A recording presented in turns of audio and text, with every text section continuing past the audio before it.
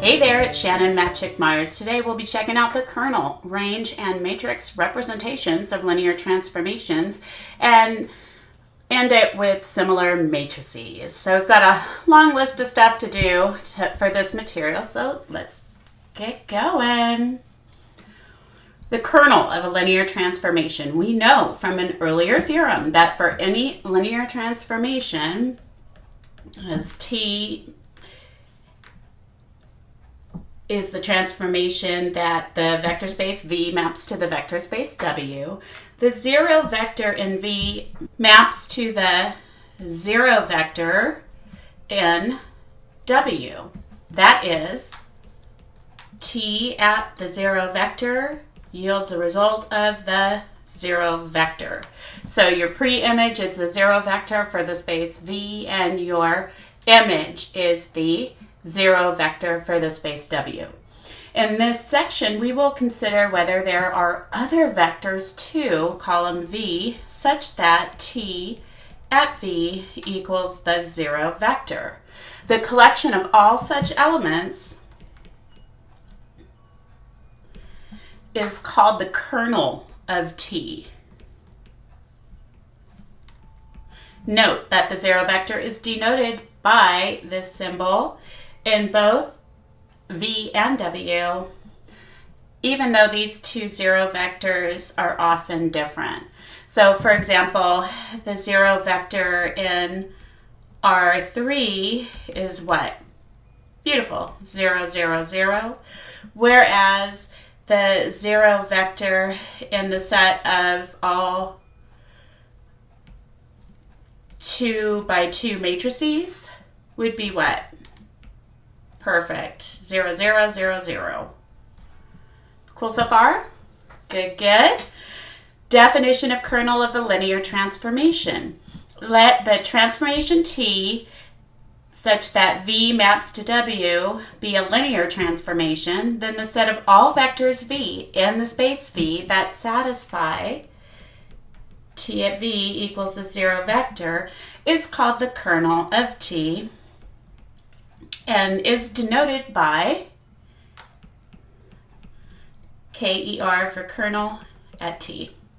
Groovy? All right, find the kernel of the linear transformation. So for this one, remember the kernel is going to be a domain value or a domain set where you want all possible values where when you plug them in, you'll get the zero vector out, okay? So let's just take a look at what we have going on here. We're in R3, and let's think about what we have going on. So this transformation says that we're going from the space R3 to the space R3. And what's happening, you can put any vector in. So all the vectors that are in R3 are part of the domain of T. But the vectors that you get out in the range of the linear transformation are in the form of x, 0, z. If this is V and this is W, the zero vector in W is what? Beautiful. 0, 0, 0. Cool so far? When you input the pre-image, you get out x, 0, z. So that 0 is taken care of no matter what value of y you have, right?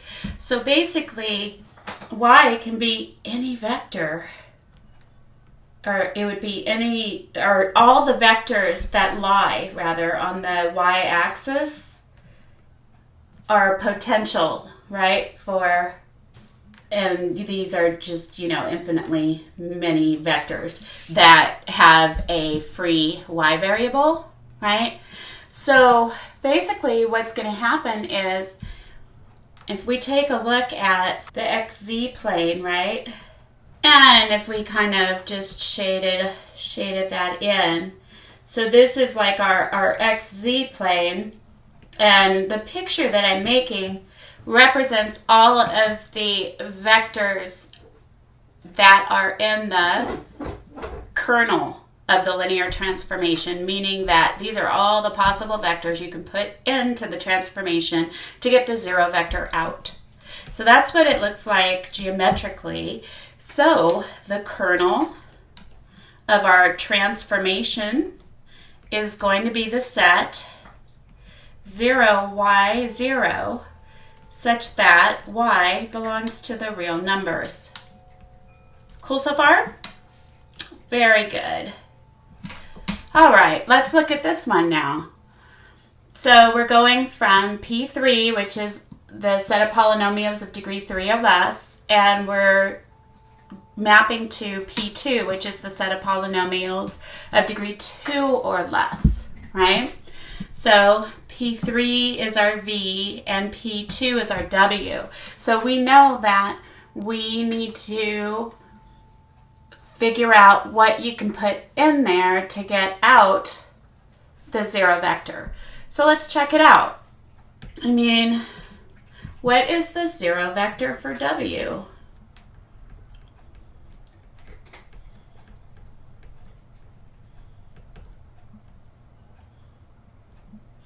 Well, W is the set of all polynomials of degree 2 or less. So you'd have what coming out in W? Good. W takes on the form A1 plus 2 times A2 times x plus 3A3x squared. Cool so far? Well, what would that be? That zero vector would be 0 plus 0x plus 0x squared, correct? Hence, what must be true? A1 would have to equal to A2, would have to equal to A3, which would have to equal to 0. So now, let's think about the pre-image. So that would be, the zero vector for our image of the transformation. But what about our pre-image? So let's think about this. A1, A2, and A3 have to be 0, but A0 could vary, right? So what's really going on is we'd have A0 plus 0x plus 0x squared plus 0x cubed. But isn't that just equal to A0? So the kernel of T will be equal to A0 such that A0 belongs to the real numbers. Groovy? All right, what about this next one? We're starting with the set of polynomials of degree less than or equal to 2, and we're going to just the set of real numbers. So, what do you think? What would we do here? Well, what is the zero vector?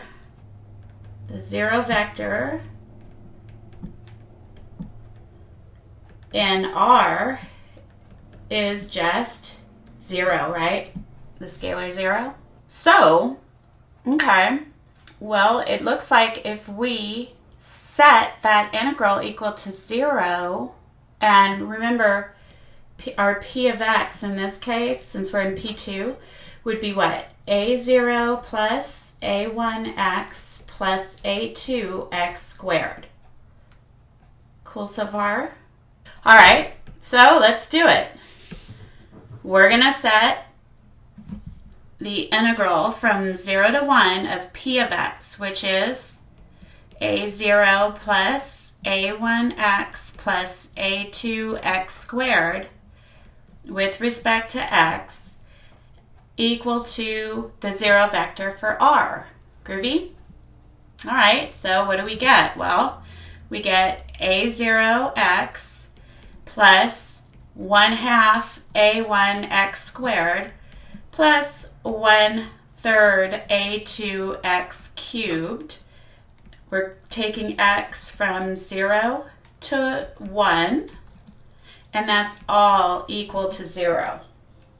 Cool, cool? So remember, p at x was this, because we're in P2. Alrighty, so, well, I'll end up with A0 plus 1/2 A1 plus 1/3 A2, and then the lower limit zeroes everything out. And if I set this equal to 0, what will happen? Good, I'll get A0 equals negative 1/2 A1 minus 1/3 A2. Good so far? Now, if I go ahead and if we were to let A1 equal to, I want to pretty it up, so I'm going to call it negative 2A, and A2 equal to negative 3B, let's see what we get. A0 would then be, awesome, A plus B. So, plugging it all back in to get our kernel, what would we need? Well, the kernel of T is going to be a polynomial of degree 2 or less, so it's going to be A plus B minus 2AX minus 3BX squared, such that A and B belong to the real numbers. Cool, cool? All right, so here let's do our first theorem. The kernel is a subspace of V. So the kernel of a linear transformation T, where V maps to W, is a subspace of the domain V. How do we do a proof for a subspace? Beautiful. We need to have what? The kernel identified as a non-empty subset of, good, the domain V. And then we need to show, awesome, closure under addition and scalar multiplication. So let's do it. The kernel of a linear transformation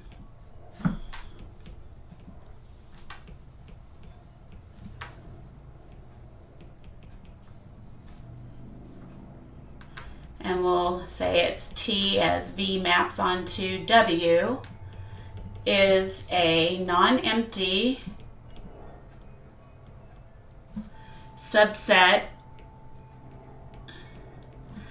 of V and Y. Good, since T at the 0 vector equals the 0 vector for any transformation. Okay? All right, let's let U and V be elements of the kernel of T, and let C be a scalar, belong to the real numbers. And so let's see what we've got. So T at U plus V is equal to, so by definition, a linear transformation of a sum is the sum of the linear transformations. Good, good. And then what? What is T of U? Remember that U and V belong to the kernel of T, so they yield, good, a 0 vector result. And when you add two 0 vectors, you're going to get your 0 vector. And so we've got that one. Now, T at C times U would equal to, by definition, C times T at U, which is equal to C times the 0 vector, which is the 0 vector. Cool, cool? So, therefore, the kernel of T is a subspace of the domain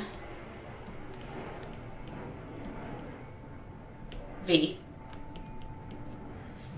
All right, moving right along. There's a corollary to that theorem, so let T map from Rn to Rm be the linear transformation given by t at x equals a times x, then the kernel of t is equal to the solution space of, what do you think? Beautiful. A times x equal to the 0 vector. Awesome. Cool, cool? All right, so Theorem 3.21, the range of T is a subspace of W. The range of a linear transformation T, where V maps to W, is a subspace of W. So here, let's just say that right here, this is the space V, all right? And that's the domain of the linear transformation. W here is this whole space, and it's called the codomain of the linear transformation. And right here, we've shown that, remember, the kernel of T is a subspace of the domain, so that little shaded circle in there is the kernel of T. And the range of T is this space in here. Okay? And then here, this right here is our linear transformation T. Good so far? So what this is saying is that, so as you can see, if you have some vector V here in the kernel of T, it's going to map to what? Good, the 0 vector here. All right? That would be, for our kernel of T, all vectors in that kernel of T are going to map to the 0 vector for the range of T. All right, so another corollary, let T be the transformation where Rn maps to Rm, and this is given by T at x equals a times x. Then the column space, this is important, the column space of A, which we already know how to do, is equal to the range of the linear transformation. So you need to know that. All right? Okay, so let's do this. Let T at V equal to A times V represent the linear transformation T. Find a basis for the kernel of T and the range of T. So, two-step process, right? First of all, what size is A?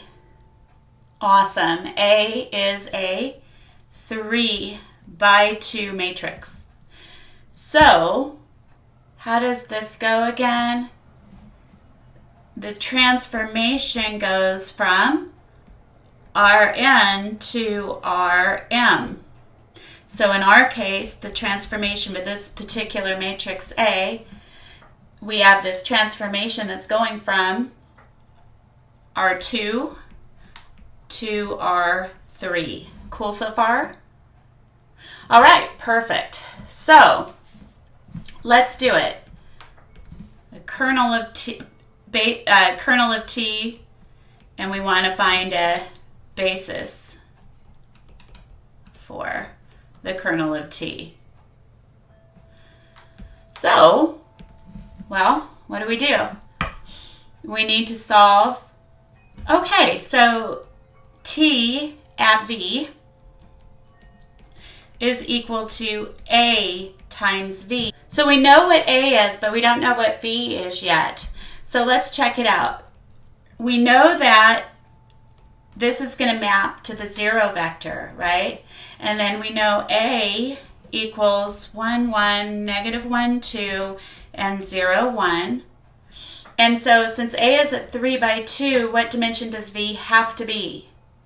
Beautiful, a 2 by 1. So we can just call V V1, V2. Cool so far? Well, how do we solve that? The 0 vector we would get out would be what? We're multiplying a 3 by 2 and a 2 by 1, so remember we'll get a 3 by 1 out. So we really have this going on. 0 is equal to 1, 1, negative 1, 2, 0, 1 times V1, V2, but we know how to solve that, don't we? we want to find the reduced row echelon form of the augmented matrix, or you can just keep track of how many columns you should have.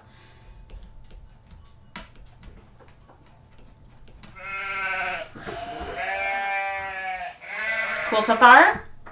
All right. So what does that mean?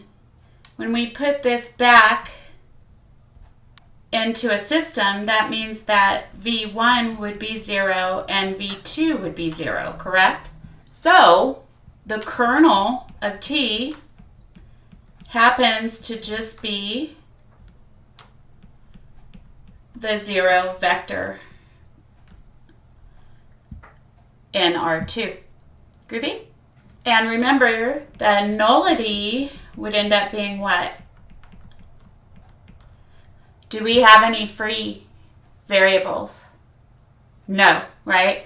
So the nullity of T is 0. So that's the first part. Now we need to find the range of T, all right?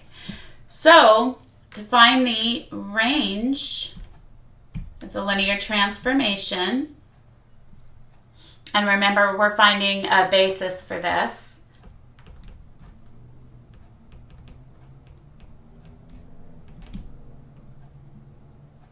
We already have the reduced row echelon format, right?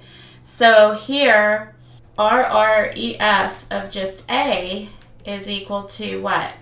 And just take that column of zeros out. And we'd have 1, 0, 0, 1, 0, 0. Cool so far? And remember the whole thing about the pivots, right? So we have a pivot in each column of the reduced row echelon format of A, which means that we're going to use these two columns from the original for our basis for the range of T.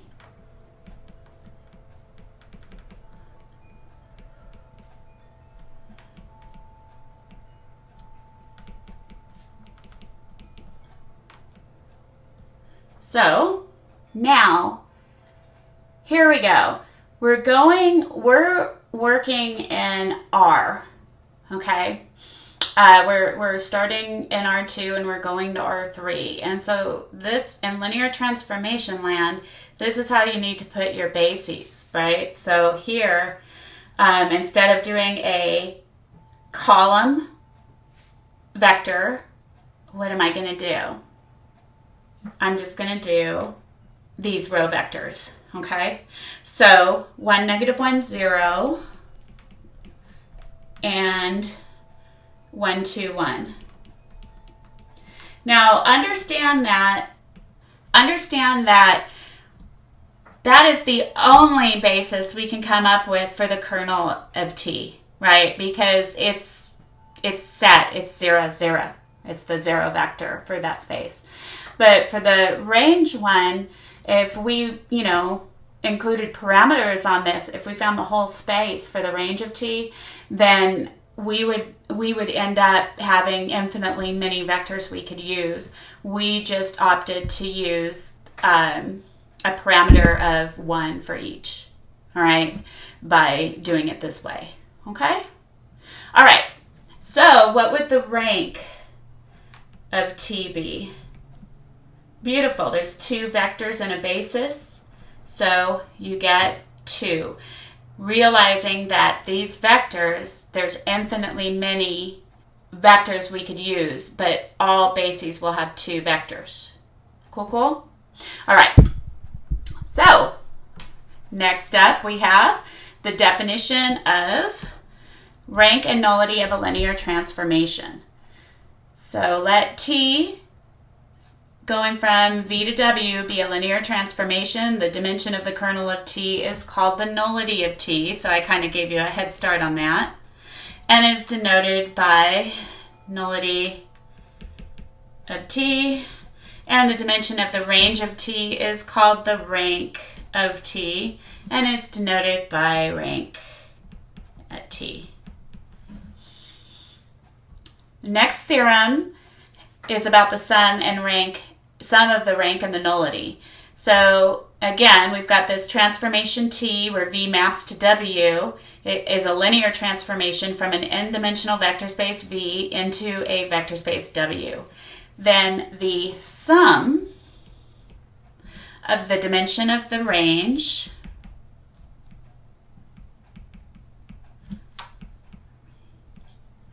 and kernel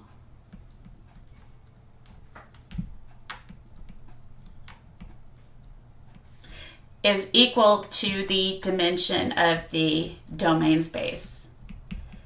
So the rank, we said the domain space was an n-dimensional space, so the rank of T plus the nullity of T would equal to n. Cool, cool? All right, so we're going to do the proof in the case where T is represented by an n by n matrix. Okay? So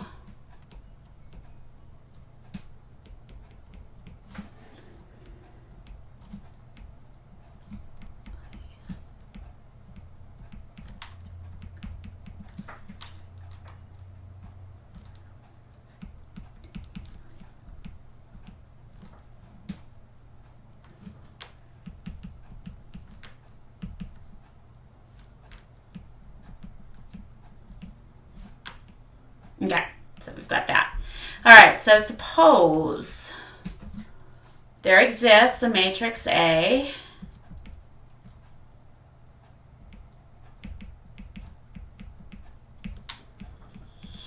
of size m by n such that the rank of A is equal to R. So we'll have the rank of the linear transformation is the dimension of the range of T, which is equal to the dimension of, what was that range of T? Beautiful, the column space of A.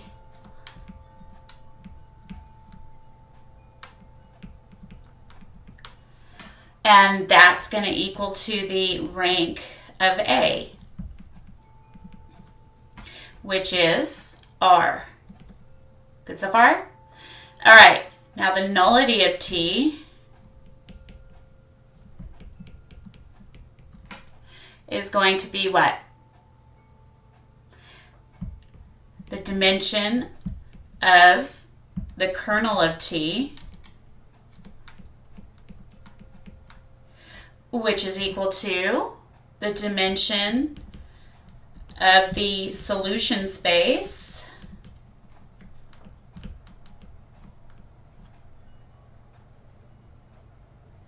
of, what was that? Good, A times X equals the 0 vector, which is equal to, beautiful, n minus R. So, putting it together, therefore, the rank of T plus the nullity of T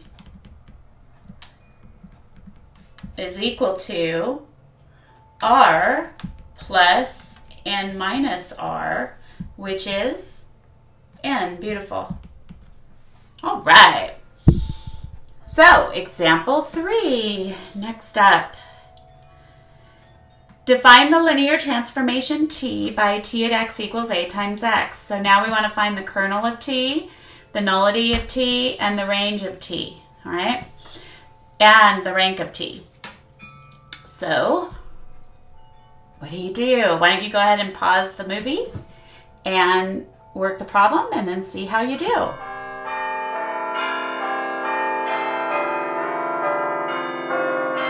So to find the kernel of T, now that we've got the reduced row echelon form of A, you just got to remember that you're adding another column of zeros on the right because you have to solve that homogeneous equation.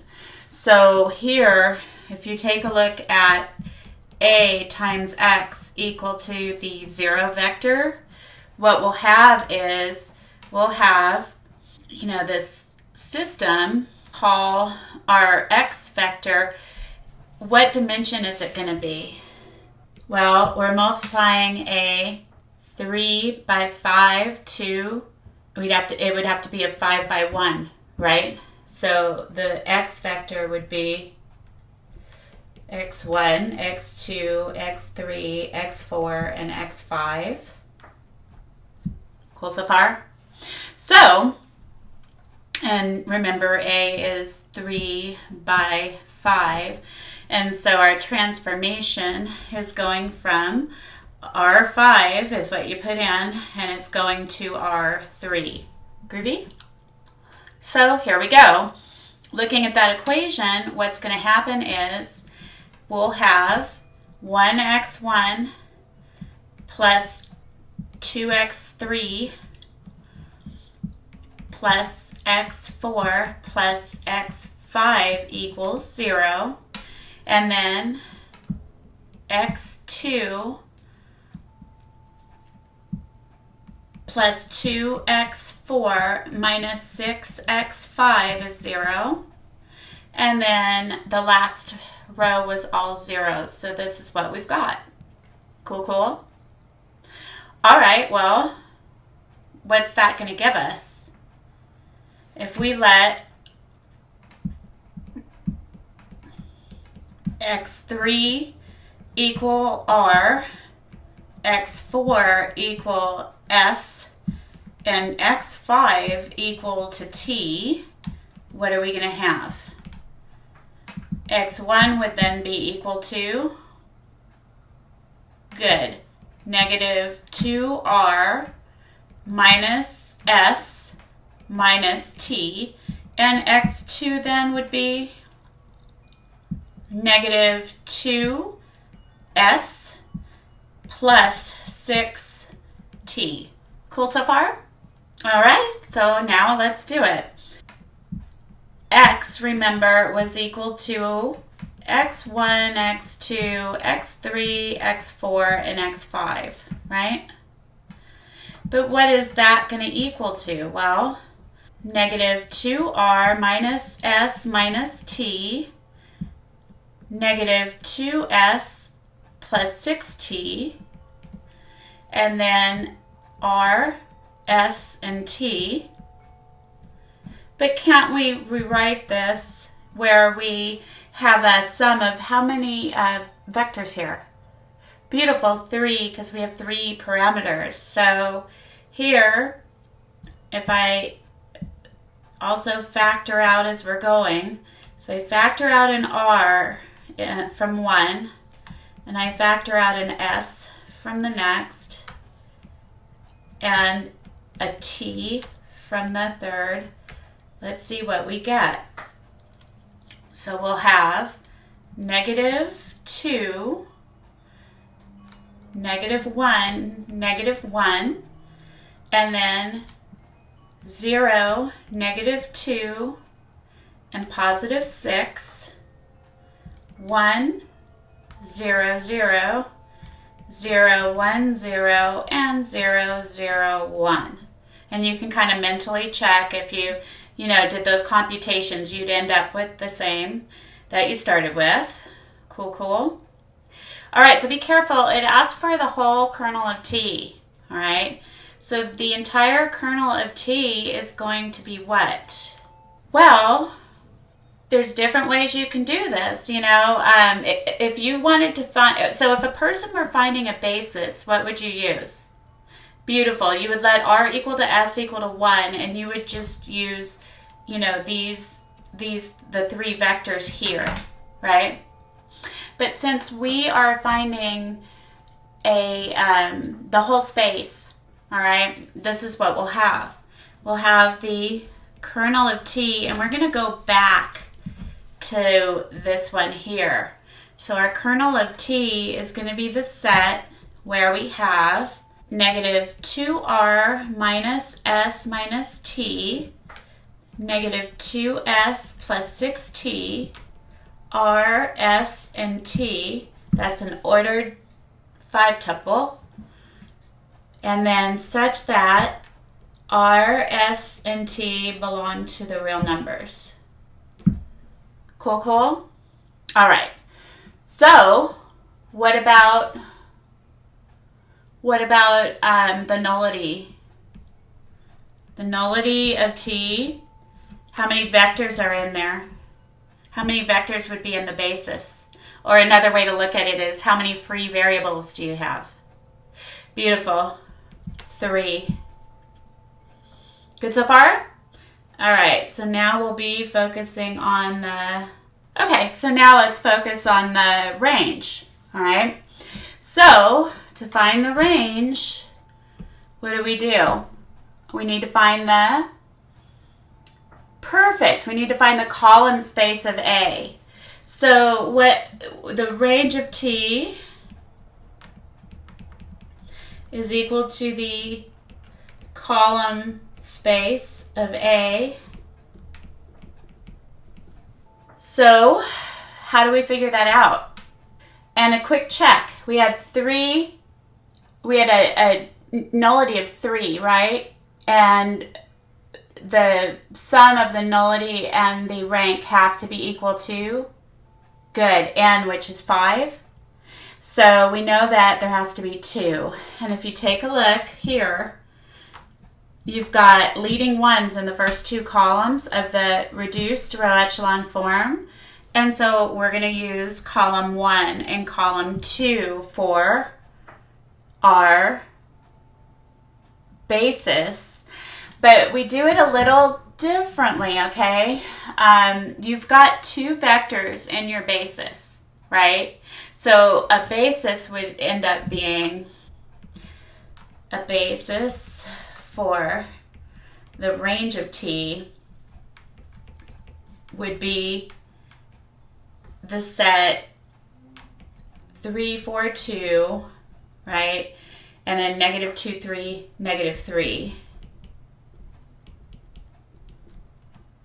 All right, but I want to find the entire space. So if for the range of T, without just saying a basis for, you would say that's going to be the span of these guys. Or the way you'll see probably the answers in the book.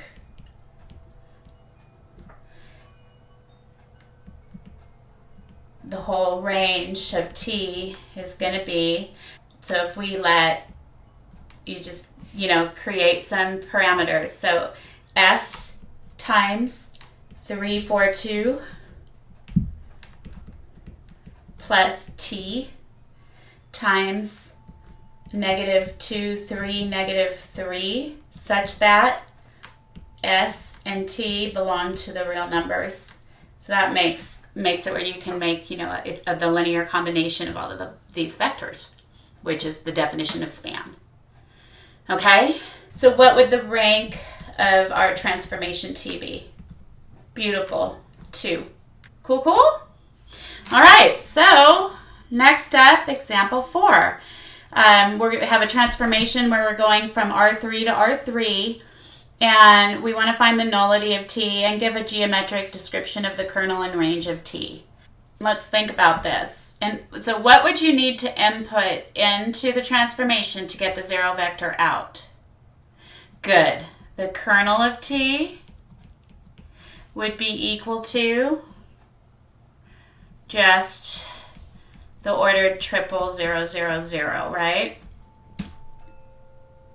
Okay. So that means the nullity of T is what? Be careful. Beautiful. 0, because there's no parameters. So the range of T, it can take on all real numbers, right? There's no restriction on that range of T. So it's meaning that it's just X, Y, and Z, such that this whole set X, Y, and Z belong to the real numbers.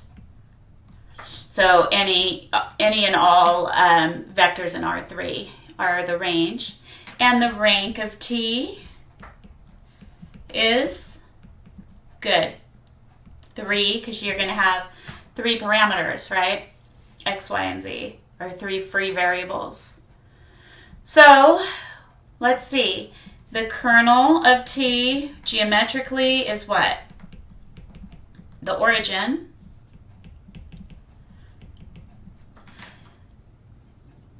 And the range of T equals R3, right? Cool? Okay. So 1-to-1 and onto linear transformations.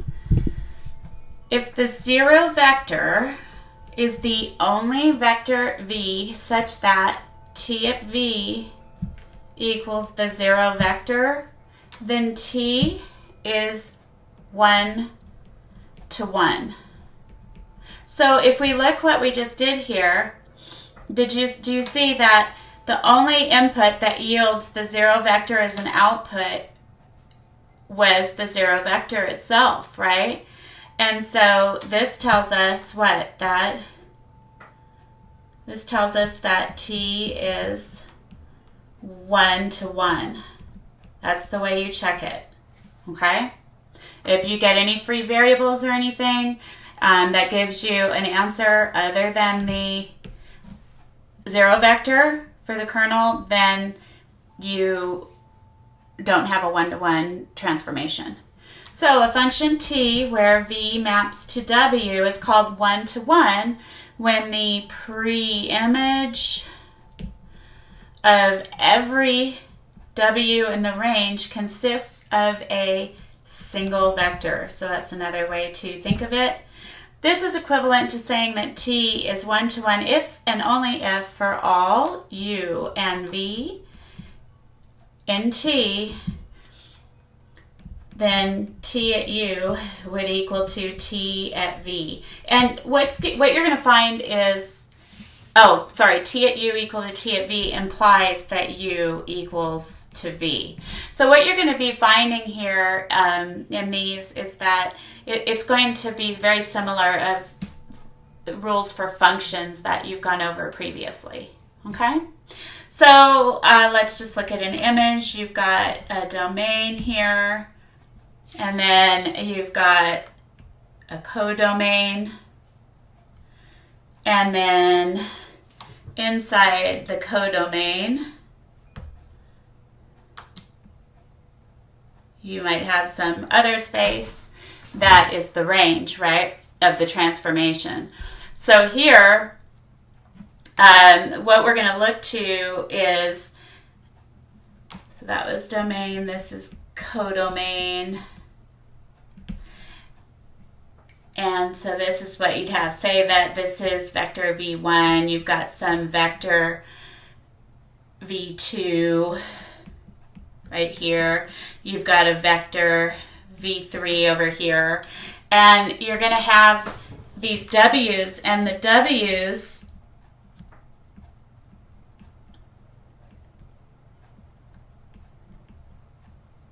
each V maps to its own W. Okay, so you might have multiple linear transformations. I mean, let's say this is linear transformation 1. This here could be linear transformation 2. And then you could have this other linear transformation 3, right? So notice that the inputs all have exactly one output. Cool? So 1-to-1 linear transformations. This is a theorem now. So let T be the linear transformation where V maps to W. Then T is 1-to-1 if and only if the kernel at T is 0. The 0 vector. So we're going to have different cases because we have an if and only if. So case 1, let's see what we have. So for this one, why don't we suppose T is 1-to-1 first of all.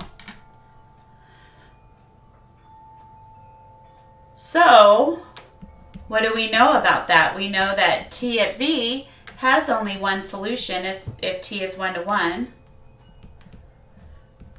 And we also know that if you put the 0 vector n as the preimage, you're going to get the 0 vector out for your image, right? Therefore, the kernel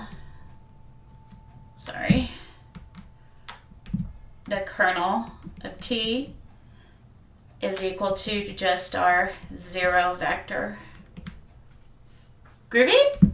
All right, so case 2. Now we will suppose what? Let's suppose that the kernel of T is 0.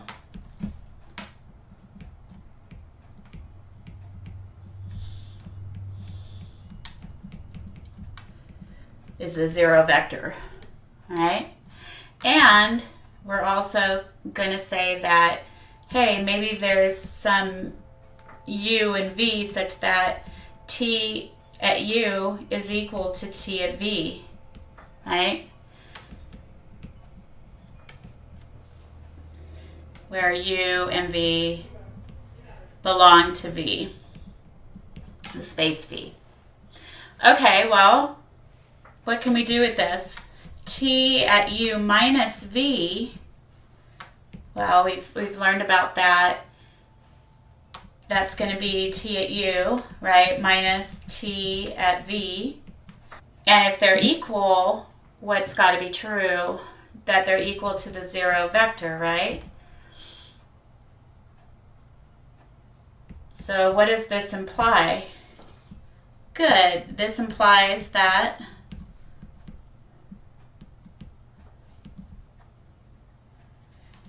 u minus v has to be equal to the 0 vector, right?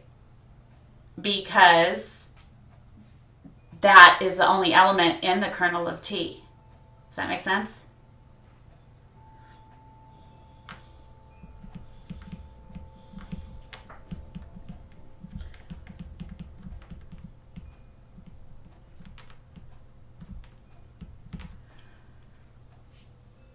So u equals v, which means that T is 1 to 1. Groovy? Very good. Okay, on to linear transformations.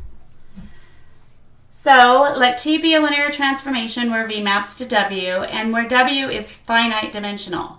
Then T is onto, if and only if, the rank of T is equal to the dimension of W. Cool, cool? All right.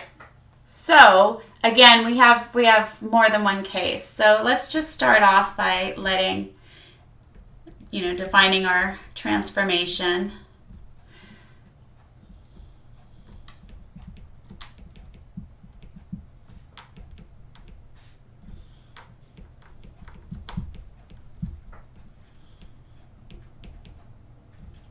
Such that the dimension of W is equal to some n.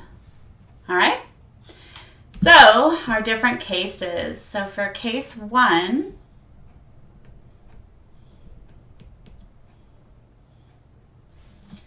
let's see what we have. Why don't we go ahead and assume T is, because we have another if and only if, right? So, assume T is onto.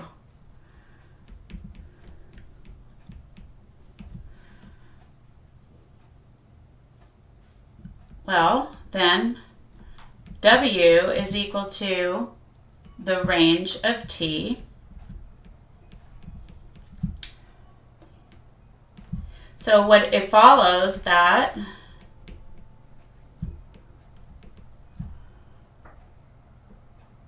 W and the range of T have the same dimension,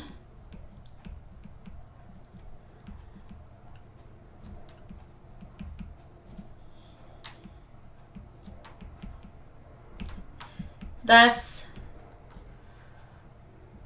the rank of the transformation is equal to n. Groovy? All right. Second case is a little longer. This time we're going to assume the rank of T is equal to n. Okay? Well, if that's true, wouldn't there exist n linearly independent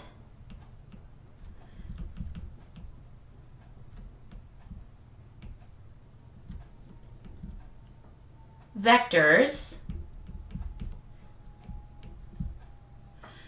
You can call them T at V1, T at V2, all the way down to T at Vn, which are elements of the range of T. Cool so far? So, since the range of T is a subspace,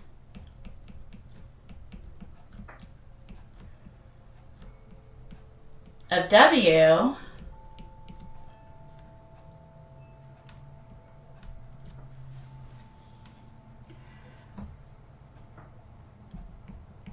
T at V1, T at V2, all the way down to T at Vn are linearly independent in W.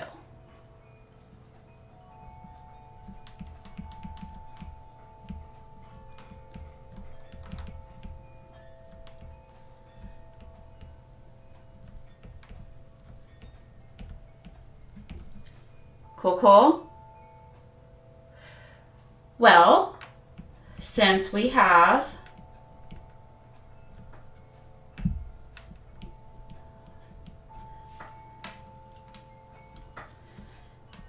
n linearly independent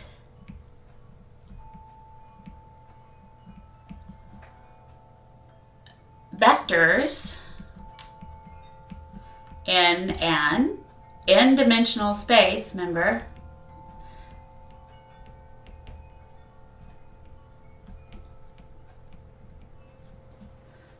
these vectors form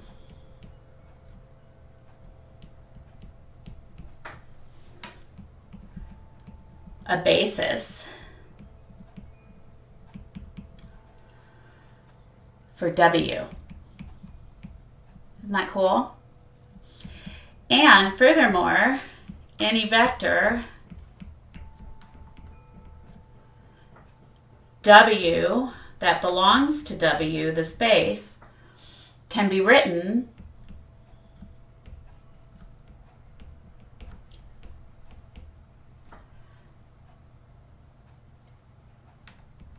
as a linear combination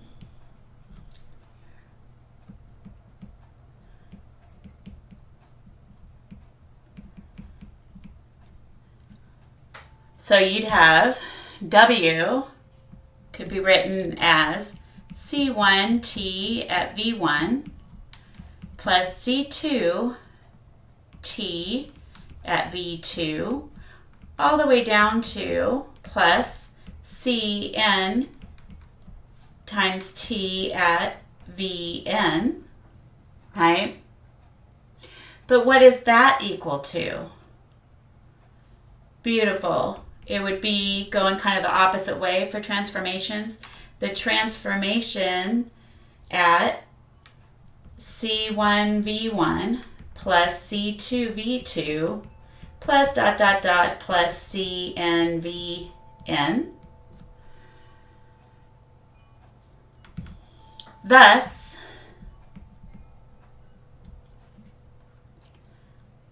any W that belongs to the space W is in the range of T, and T is onto. Pretty cool one, huh? All right. Can't believe I fit it all in there. Our next theorem has to do with one-to-one and onto linear transformations. So let T be a linear transformation where V maps to W, or vector spaces, both of dimension n. So this one, they both have to be the same dimension. Then T is one-to-one if and only if it is onto. Groovy? Okay, so example 5, determine whether the linear transformation is one-to-one, onto, or neither. So what do we need to know? I mean, for one-to-one, we need to find out what the kernel of T is, right? So, well, what do we have here? We need to get the 0 vector out, right? So wouldn't each of these components have to equal 0? So you get the system, x minus y is 0, and negative x plus y is 0, if you rewrite it a little. And so, putting it in the form of a vector, I'm just going to just remember I have that column of zeros. So if I just add the two rows,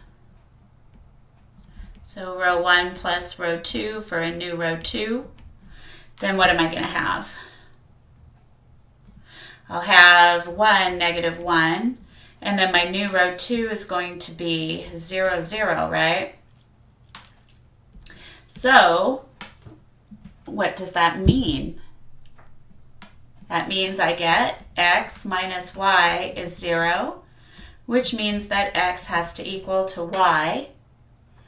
So what would the kernel of T be? The kernel of T is equal to, well, if you let, x equal T, you'd end up with TT, such that T belongs to the real numbers. So it's not one-to-one, right? Because you got more than just the 0 vector. So T is not one-to-one. Groovy? Well, we could use this theorem we just learned. I mean, you've got the same dimension, right? You're going from R2 to R2, and the kernel of T showed us that T is not one-to-one, so therefore T is not going to be onto either. But if you forget about that, you can go ahead and you can just, find the rank of T. And how do I do that? Beautiful. You need to find the column space of T, right? Or what could you do? Good. I mean, n is equal to 2, is it not? And we also know that n is equal to the nullity of T plus the rank of T. Well, what is the nullity of T? We'd end up with T equals 1 plus R, and so R would then be 1. Cool, cool? So that's because we had, this told us we had one parameter, so the nullity of T was 1. So, okay, in order for a linear transformation to be onto, the dimension of the range, or the rank of T, has to be equal to what? It has to be equal to the dimension of the space, right? The space W. So the dimension of W equals the dimension of R2, because that's what our space W was, right? This is V, this is W, which equals 2. And the rank of T is equal to 1. So, since the dimension of W is not equal to the rank of the linear transformation, so T is not onto. Cool? So our answer for this would be neither. All right. Next up, we have a definition about isomorphisms. So a linear transformation, T, where V maps to W, that is 1 to 1 and onto, is called an isomorphism.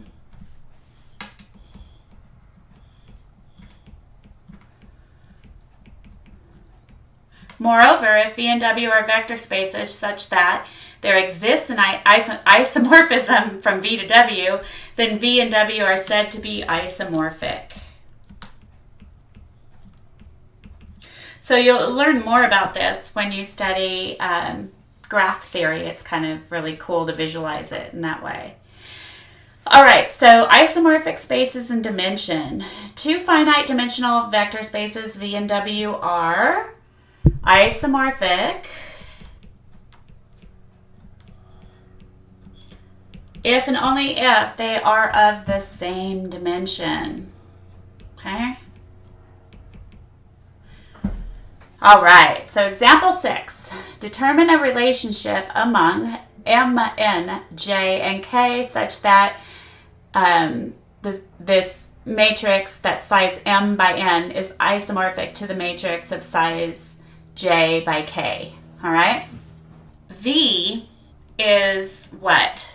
We can call V the set of M by N matrices, and W would be the set of J size J by K matrices. Groovy?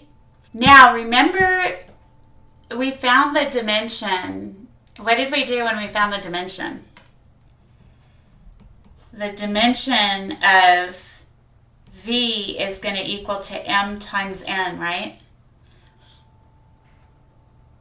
Because if you had, say, a 2 by 3 matrix, remember there would be 6 matrices in the standard basis for that space.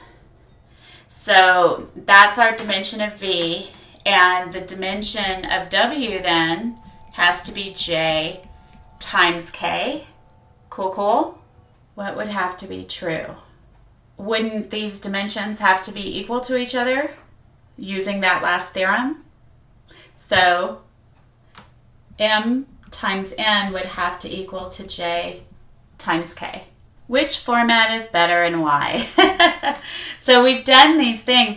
Just so you know, this here, if you were to make your standard matrix here for the linear transformation, these are equivalent.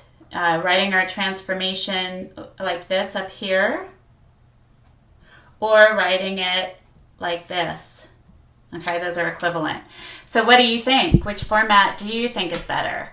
And just so you can see, if you look here, do you see you've got your 4, you've got your -2, and you've got your, there's a 0, and there's no, this would be like 0x1 plus. And then these other ones, you'd have -1, and then you'd have +1 and +1, and then -5, 6, and -3. So you can see how these correspond. And so which one's better? I mean, I think the matrix format is better for coding and to reduce errors. But you know what? They're the same. So it's all, it's up to you what you think is going to be easiest to work with, right? For easier to code, right, using software, easier to code, and it's easier to see.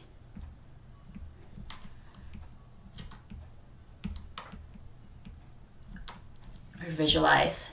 So the key to representing a linear transformation, T going from V to W, by a matrix is to determine how it acts on a basis for V. Very, very important concept. Once you know the image of every vector in the basis, you can use the properties of linear transformations to determine TV for any V in the space V. So it's really beautiful and amazing. It's really easy, isn't it, to find the standard basis for these different spaces that we've been looking at. And so you find the standard basis and then you work through it and you find you just use properties of linear transformations. So do you remember the standard basis for Rn? Well, if we did this, what would we have? I mean, this would equal to what? 1, 0, 0, all the way down to 0. That would be like your E1. And then 0, 1, 0, dot, dot, dot, all the way down to 0. That would be our E2. And I would keep going in this manner. 0, 0, 0, dot, dot, dot, 0, 1. And that would be En. Cool, cool? All right, so the standard matrix for a linear transformation uses these ideas here. So if you've got this transformation where you're going from Rn to Rm, and it's a linear transformation such that for the standard basis vectors Ei of Rn, T at E1 equals A11, A21, all the way down to AM1. T at E2 is A12, A22, all the way down to AM2, etc., until you get to the end. And if that is the case, then the M by N matrix, whose N columns correspond to T at EI, is A equals A11, A12, all the way to A1N, and then it keeps going in this way. Cool, cool? All right. And this A is called the standard matrix for T. Groovy? All right. So let's practice. Find the standard matrix for the linear transformation T. So we've got T at xy equals 4x plus y, 0, 2x minus 3y. So what we're doing is we are going from what? T is going from R2 to R3, isn't it? Because we have 3 components in the vector. And so what is our standard basis? So I'll number these. So find the standard basis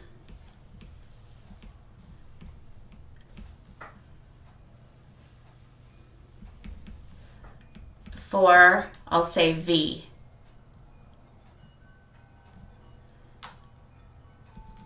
All right. Well, E1 would be what? We're going from R2 to R3, so wouldn't we just have 1, 0, and then E2 would be 0, 1? Cool so far? All right. And then what do? We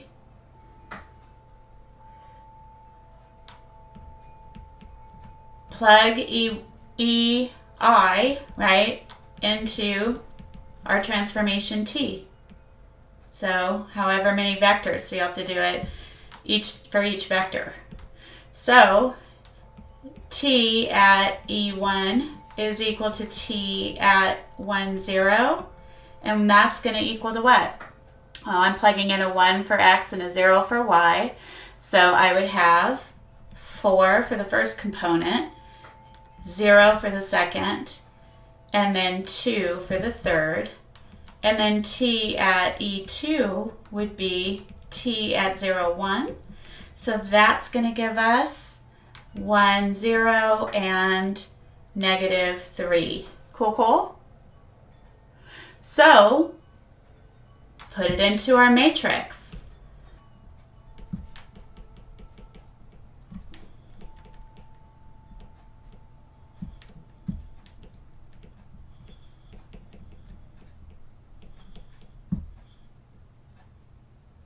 All right, so you write these as columns, okay? So A is going to be equal to 4, 0, 2, and then I'm writing these as columns, 1, 0, -3. Groovy? And you're all done. So this, I guess, would be the end result, but you use all of the parts to get there. All right. So now use the standard matrix for the linear transformation T to find the image of the vector V. So, okay, I'm going to just I'm going to tell you right now it's harder than what we did before. But I'm just going to show you how we would use this. Again, remember, for coding and all that.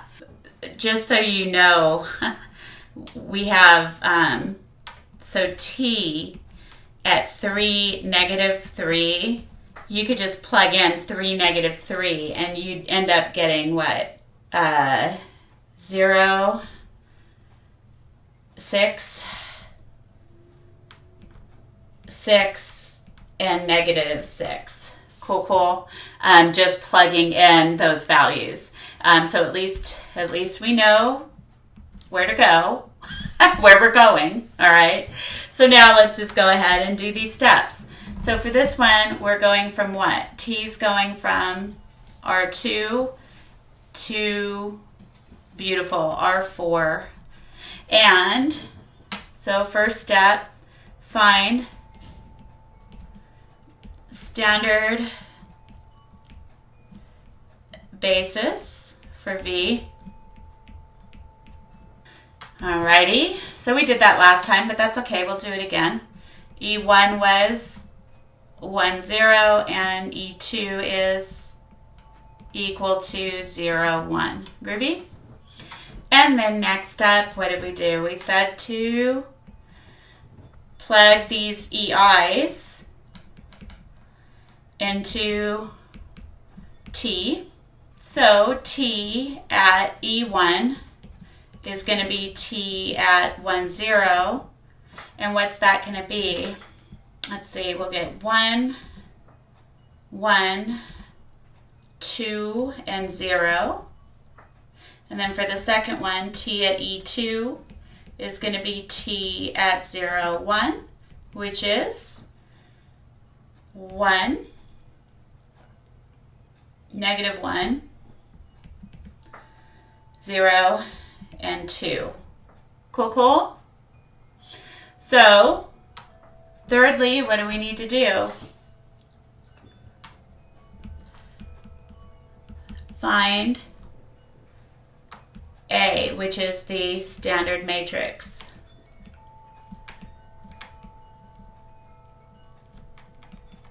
For T.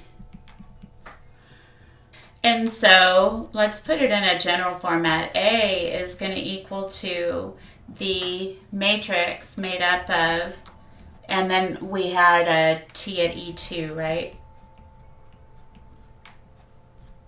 So our A will be equal to T at E1 is 1, 1, 2, 0. We're writing it as a column. And then 1, -1, 0, and 2. And just so you can follow along, T at E1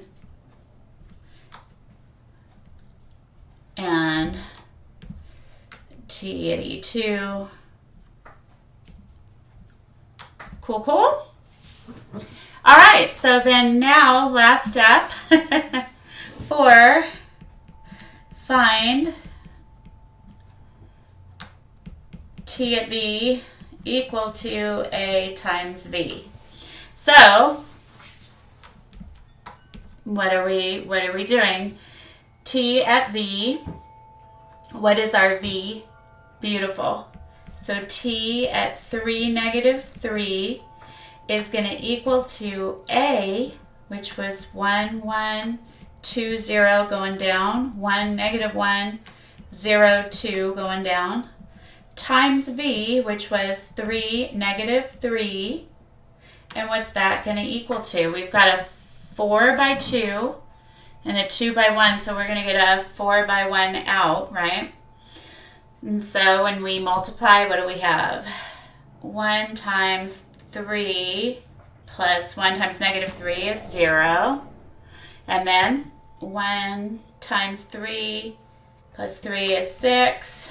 And then 2 times 3 is 6 plus 0 is 6. And -6. Pretty cool, huh? So we get T at 3, -3. Remember, this is written in R4.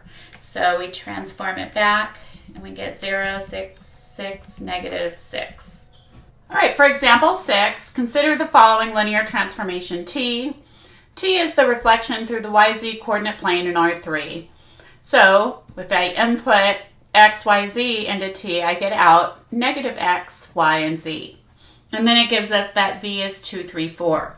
So here, I know you can find this much faster, but this is teaching us how to use the standard matrix A to make a transformation. So let's do it. So T at E1, so we're in what? We're going from R3 to R3, right? So that would be T at 1, 0, 0. And what would that be? Good, we'd have -1, 0, 0. How about T at E2? Beautiful, T at 0, 1, 0. So we would have 0, 1, 0. T at E3 will be T at 0, 0, 1, which will give us 0, 0, 1. Groovy? So remember that A is equal to, this time we'll have T at E1, T at E2, and T at E3. Cool, cool?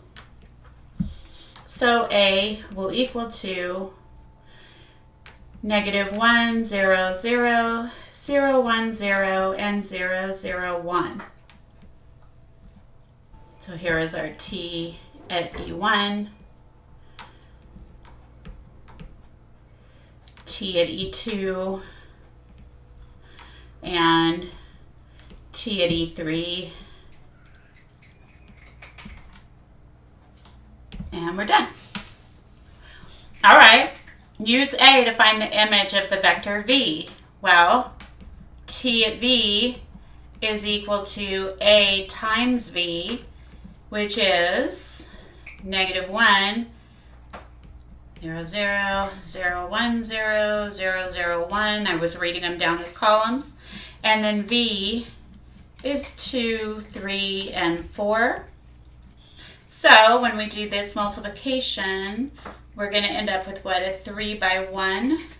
So then we'll have what? -2, 3, and 4. So the image, when we plug in 2, 3, 4, is equal to -2, 3, and 4. Cool, cool? All right. Sketch the graph of V and its image. Okay. So sketching 2, 3, 4, we'd have what? 1, 2, 1, 2, 3. And then we need to go up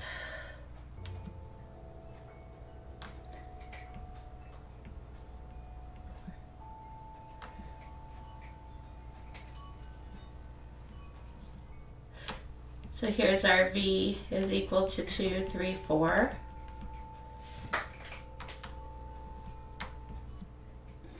And then T at V was negative 2, 3, 4. So let's look at that one.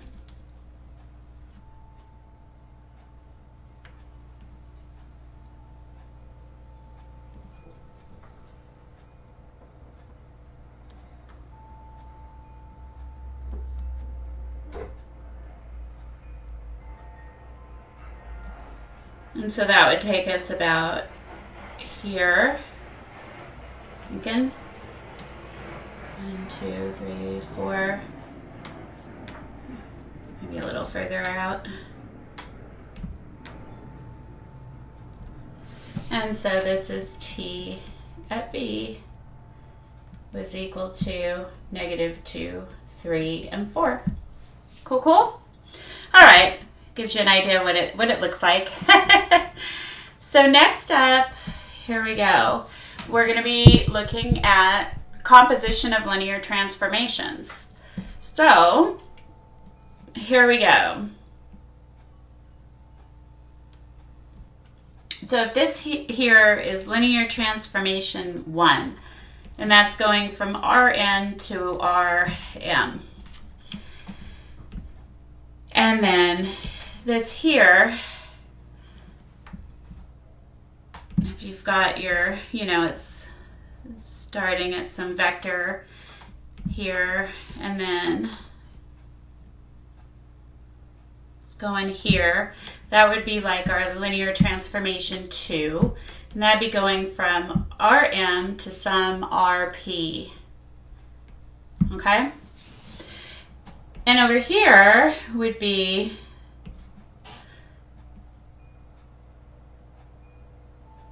the composition. So that would just be the overall linear transformation. Good so far? All right. So here, if this in here is Rn, okay? And you've got this, some vector V that's carousing along, and then it ends up here. There's two ways that you can get to that third space. So here, this space is Rm, and then you've got some W here, right? So if this is the vector space, V is Rn, W is Rm, and then, I don't know, U is Rp. Then what happens is the composition of linear transformations would look something like that. So let's check it out further. Let T1 be the linear transformation going from Rn to Rm, and T2 be the linear transformation going from Rm to Rp. And let's say that they have standard matrices A1 and A2 respectively. The composition T going from Rn to Rp defined by T at V equals T at 2 at T1 at V is a linear transformation as well. Moreover, the standard matrix A for T is given by the matrix product A equals A2 times A1. Okay? So, let's check it out. Let U and V be vectors in Rn.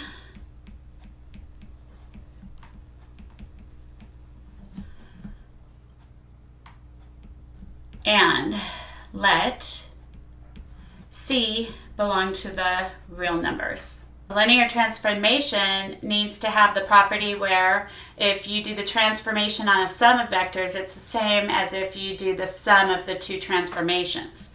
So let's check it out. T at U plus V is going to equal to, well, T2 at T1 at U plus V. But that's going to be T2 at T1 at U plus T1 at V, because we know T1 is a linear transformation, right? And so therefore, what would we have? Well, that would be T2 at T1 at U plus T2 at T1 at V, which is equal to what? Beautiful. T at U plus T at V. So that's the first one. And then T at C times U would equal to T2 at T1 at C times U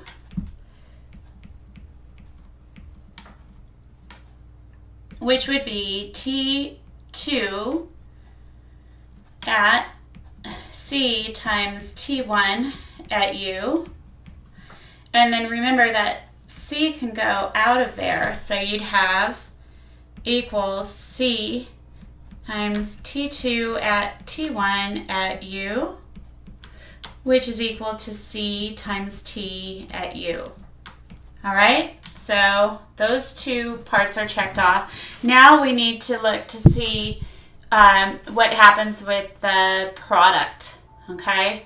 So here, T at U is going to be equal to T2 at T1 at U, right? Which is equal to T2, and then we have our A1 times U, right? For our linear transformation, because A1 is the matrix for T1. But what is that? That would be A2 times A1 at U, or A1 times U, which would be A2 times A1 times U. Cool, cool? All right, so that proof is done. And so now let's look at example 7. We want to find the standard matrices A and A prime for the two different compositions here. So here we go.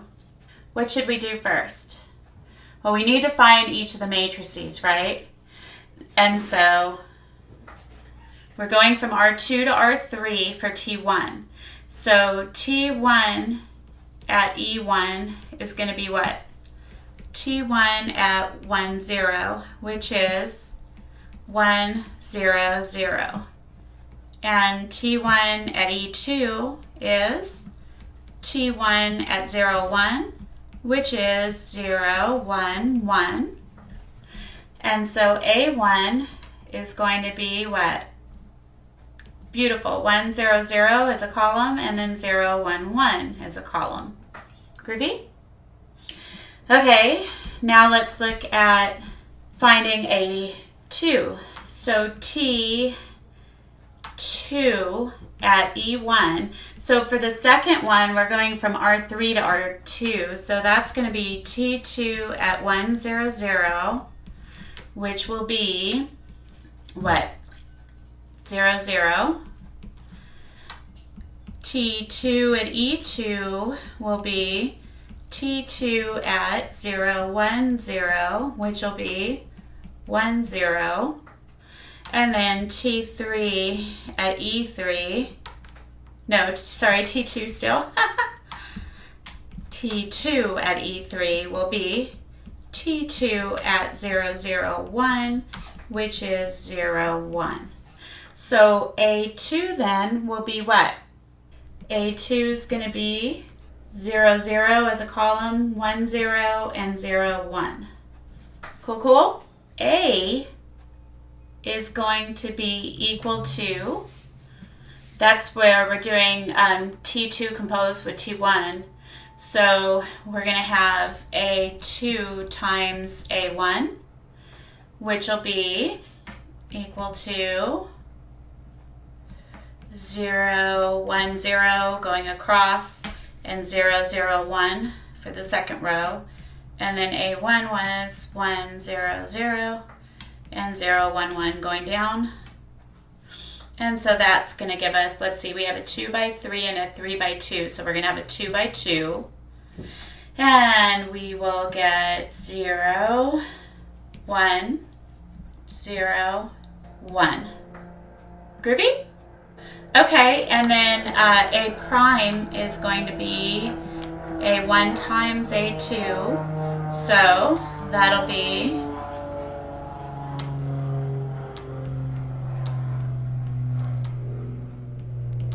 this first matrix times 1, 0.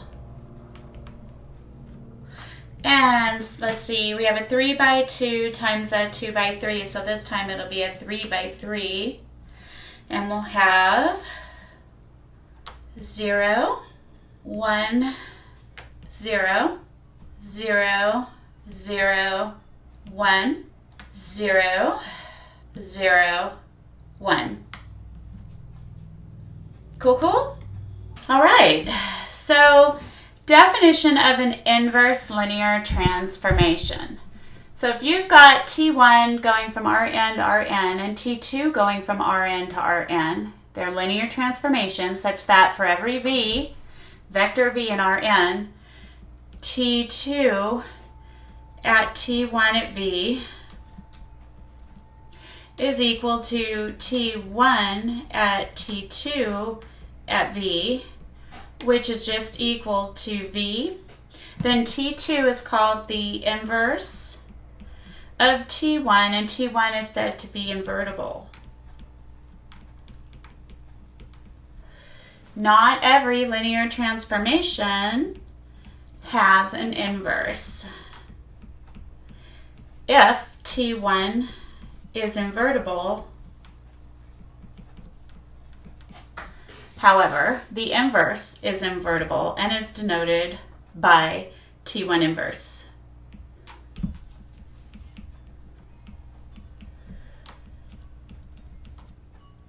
All right, so this next theorem, if you've got this linear transformation going from Rn to Rn and it has a standard matrix A, then the following conditions are equivalent. So remember, if one of them's true, they're all true. So T is invertible is equivalent. That's an equivalent statement to saying what? T is an isomorphism, which is pretty cool. And A is invertible. If T is invertible with standard matrix A, then the standard matrix for T inverse is A inverse. So it's pretty cool once you get these down. So example 8, determine whether the linear transformation T at xy equal to x plus y x minus y is invertible. If it is, find its inverse. So let's check it out. This linear transformation is going from what? R2 to R2, so the dimension's the same. That's good. And so T at E1 would equal to T at 1, 0, which is going to equal to 1, 1. And T at E2 will be T at 0, 1, which will be 1, negative 1. So A is equal to 1, 1, and then 1, negative 1. Groovy? Okay, well, let's just find A inverse. Remember, it's pretty easy with the 2 by 2 matrix. This would be 1 over the determinant of A, which would be negative 1 minus 1 in the denominator. And then what do? We switch the diagonal entries and put opposite signs on the other ones. And so we would get our A inverse to be, that'd be negative 1/2, right? So then we get positive 1/2, positive 1/2, positive 1/2, and negative 1/2. Cool, cool? Okay, so since A was invertible, we know that the linear transformation is invertible, right? So bringing it over to T inverse, okay? T inverse at x and y should end up being, so now you're going to be having what? Beautiful, 1/2 x plus 1/2 y for the first component, and then what? 1/2 x minus 1/2 y. And then you test it, right? And so if you evaluate, T inverse at t of x and y, what are we going to get? That would be T inverse at x plus y and x minus y, and that would be 1/2 x plus y plus 1/2 x minus y for the first component, and then 1/2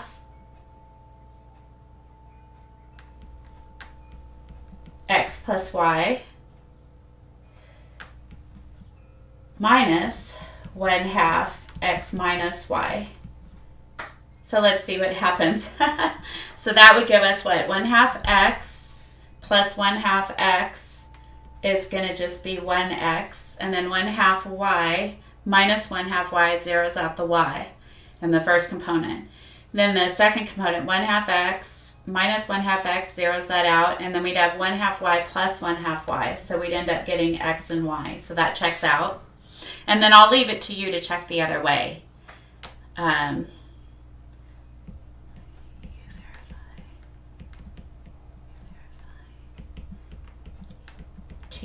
T inverse at x and y. You should get out x and y. Cool? All right, next step, transformation matrix for non-standard bases. So let V and W be finite dimensional vector spaces with bases B and B prime respectively, where B equals a set of vectors V1, V2 down to Vn.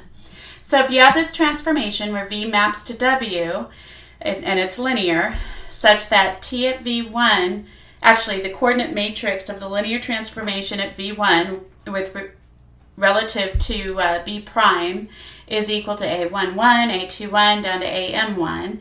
The coordinate matrix for the linear transformation at V2 relative to B prime is A12, A22, etc. Then the M by N matrix whose N columns correspond to, this should be T at VI, the coordinate matrix of T at VI relative to B basis B prime would just be this matrix A here. Mine is one of those problems where it's showing you two different ways to find the same result, okay? So what I wanted to start with is that the easiest way, remember, to find this is just to plug in the matrix 1, 2, 3 into T, right? And what would we get? We would get -1 and -1. Okay, that's going to be the easiest way. We are going to do it some different ways, but it's important to be able to utilize all your different skills. So for part A wants us to use the standard matrix. All right, use the standard matrix.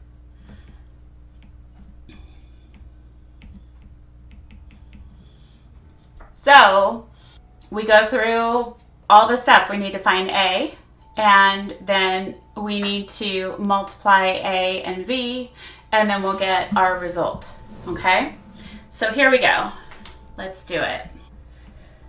We are going from R3 to R2. So T at E1 is equal to T at 1, 0, 0, which is going to be 1, 0. T at E2 is T at 0, 1, 0, which is negative 1, 1. And then t at E3 is equal to t at 0, 0, 1, which is going to be 0, negative 1. Cool, cool? So our standard matrix A will be 1, 0 as column, negative 1, 1, and then 0, negative 1. And we were given that V is 1, 2, 3. So T at 1, 2, 3 is equal to A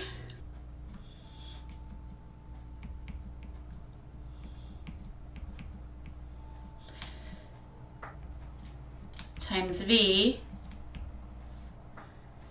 and that will equal to 1 minus 2 is negative 1, so we'll get negative 1, and then 0 plus 2 minus 3 is negative 1. So T at 1, 2, 3 has an output of negative 1, negative 1, and we saw that in the super easy way, right? All right, well, what if, you had some different information and you needed to find it some other way? So let's check it out. Part B has us finding the matrix relative to B and B prime, right? So we want to use A prime using B and B prime. So first off, using B, evaluate T, and then find a linear combo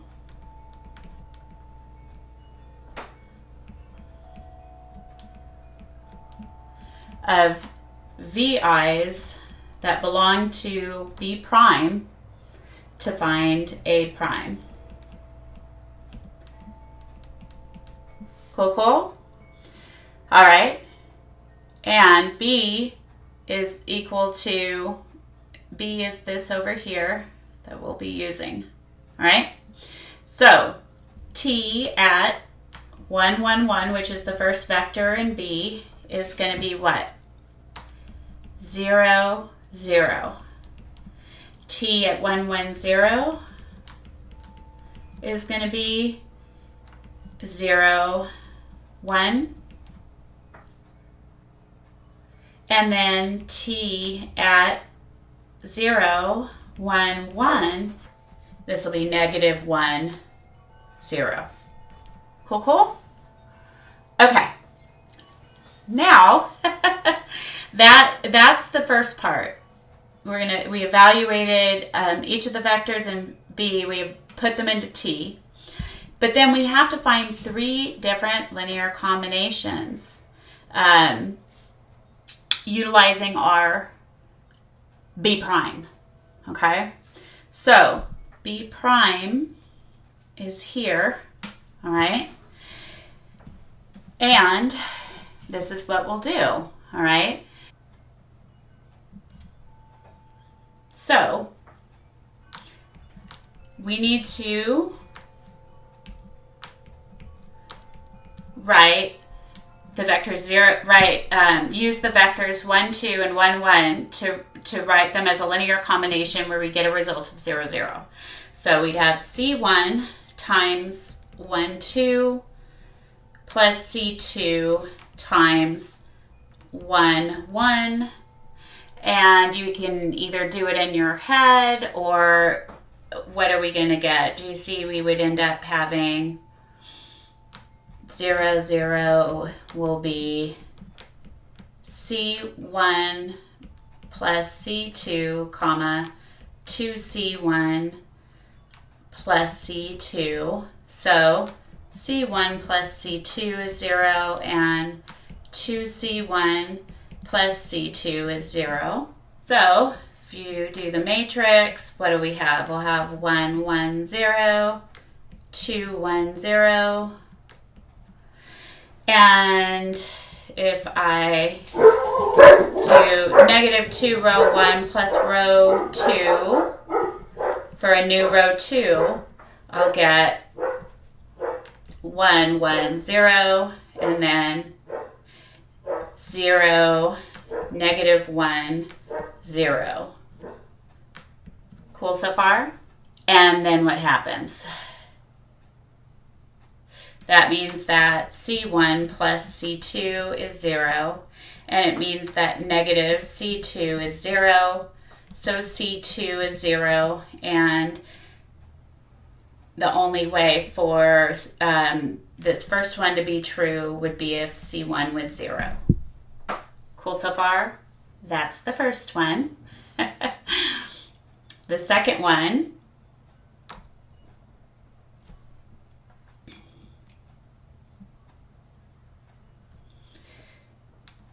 zero, 1 is equal to C1 times 1, 2 plus C2 times 1, 1. And again, what's going to happen, you'll see that you'll have C1 plus C2 is 0 and 2C1 plus C2 is 1. So C1 will equal to negative C2. And then here, what will happen? I'll have 2 times negative C2 plus C2 is 1.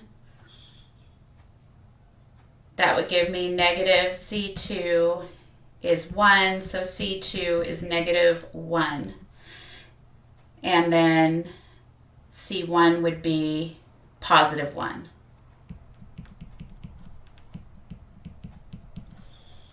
Okay. And then the third one, we would have negative 1, 0 equals all of this stuff. C1, 1, 2 plus C2, 1, 1. So then what would happen? We would get C1 plus C2 would be negative 1. And then 2C1 plus C2 would be 0. And so then we would get that C2 would equal to negative 2C1. Plugging it in over here, we'd have C1 plus negative 2C1 equals negative 1. And what will that give us? Negative C1 is negative 1, so C1 would be 1. And then that would make C2 equal to negative 2. Cool, cool? So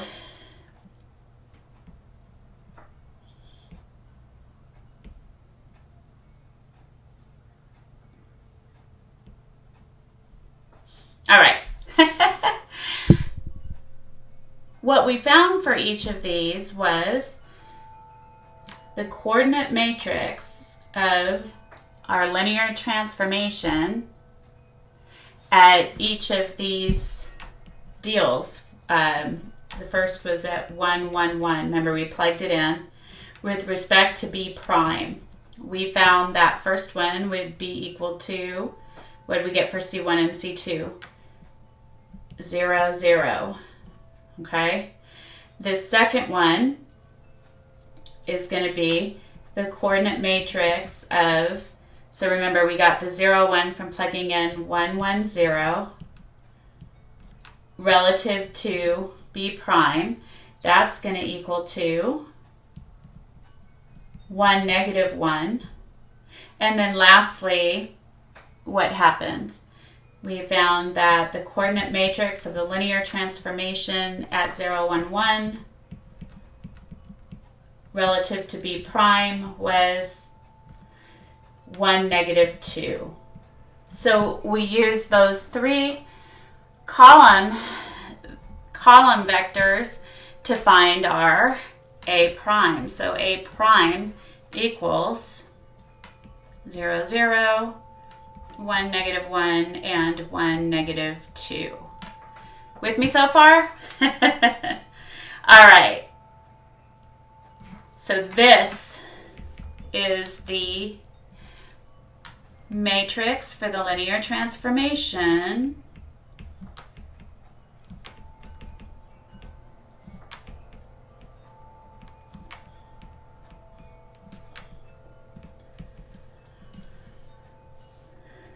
relative to B and B prime. Okay? Now we need to find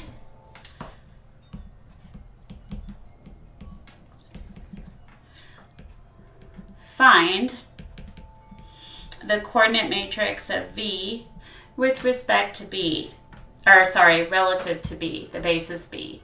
And remember that V was equal to 1, 2, 3. That was given. So the coordinate matrix of V relative to B, we know is equal to C1, C2, C3, right? So we need to figure this one out, right? So here we go. To figure that out, we want to do this relative to the basis B, which was the original basis. So here we want to see what the linear combination would be if we did C1 times 1, 1, 1, which is the first vector in basis B, plus C2 times 1, 1, 0, plus C3 times 0, 1, 1. We want to see if that can be written. We can find the CIs so that it equals to 1, 2, 3. So putting it into a system, remember what would happen is we'd have C1 plus C2,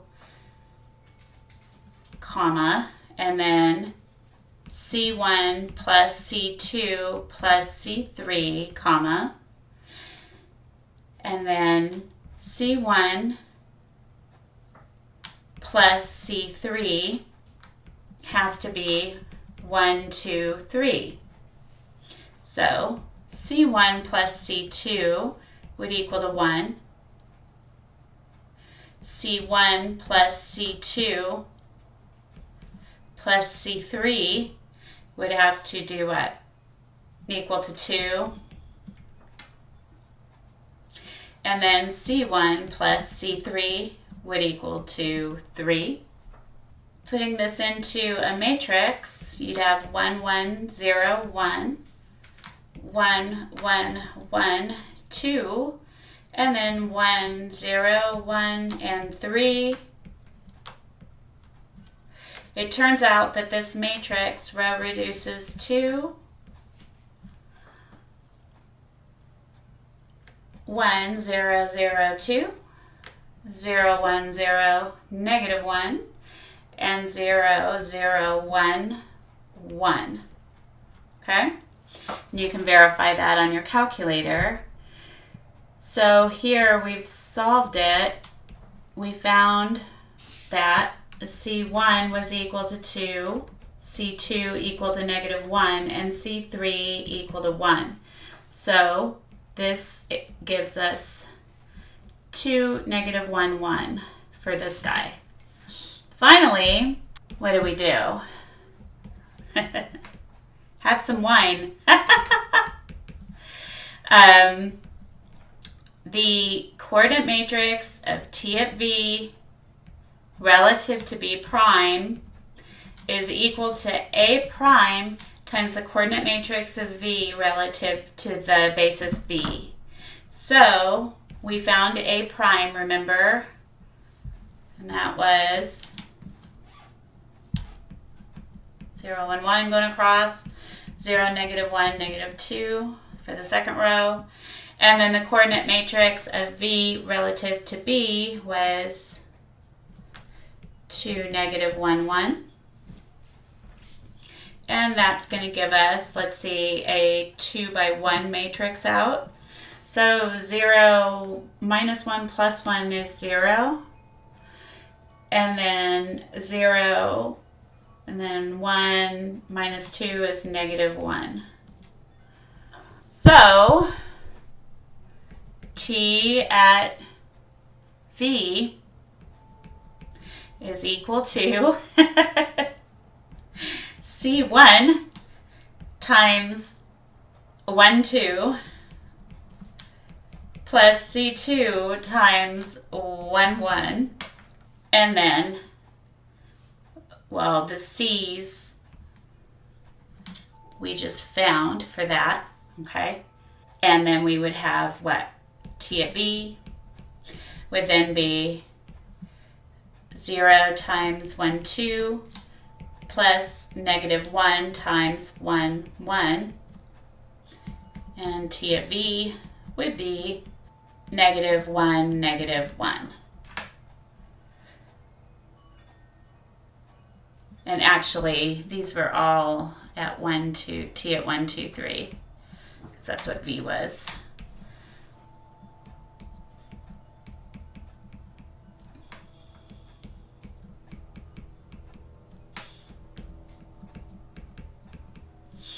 All right, so that was definitely the long way. But here, I mean, if we were only given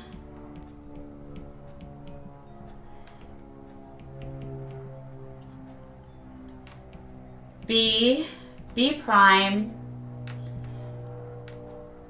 the coordinate matrix of v relative to b, and t at v, right, then this would be useful, all of this stuff. Okay? All right, so that was definitely an interesting exercise, right? Here we go. Example 10.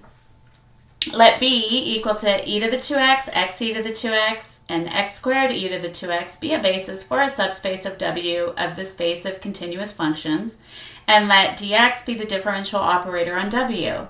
Find the matrix for dx relative to the basis B. All right?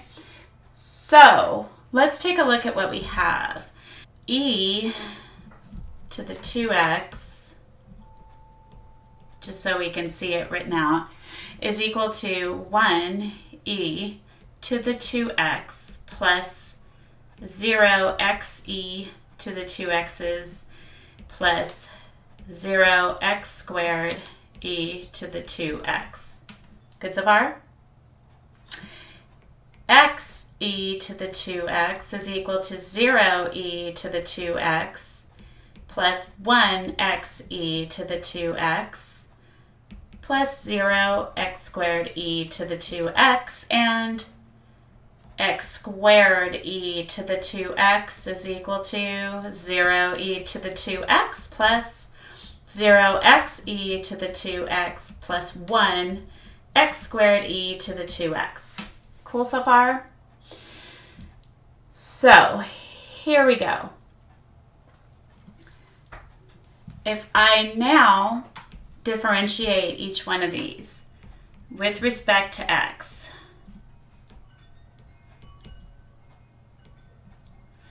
what am I going to get? I'll get, beautiful, using the chain rule 2 and the rule for natural exponential functions, we get 2e to the 2x, but then we don't get any of the other ones, right? Because they were all zeroed out.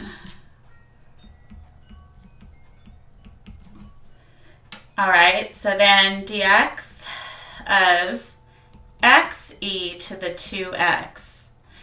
Don't forget the product rule. So what would we have?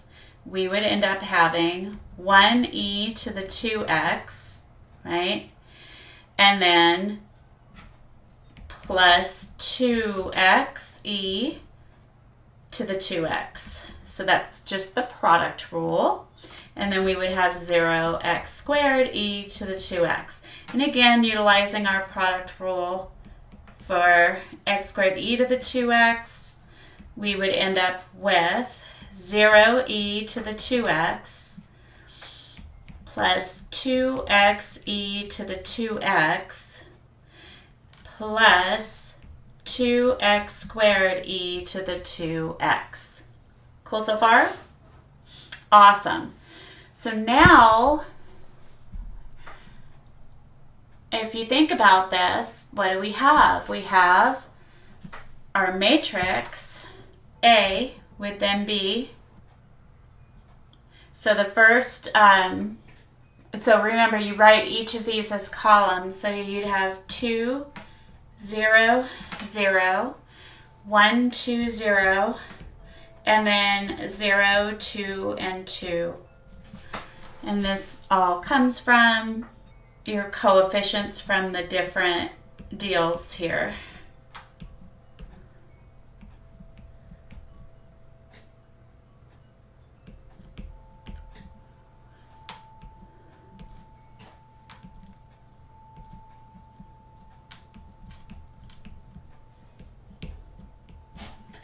Cool, cool?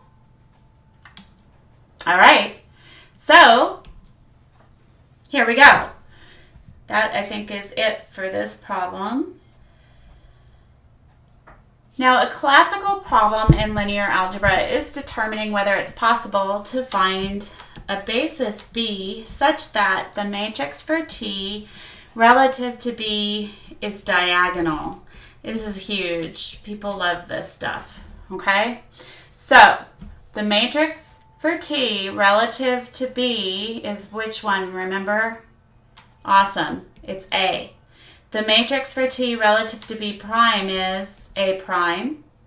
The transition matrix from B prime to B, beautiful. It was P, that's from earlier. And the transition matrix from B to B prime was P inverse. Okay? So, here's, just a few things that we've gone over before.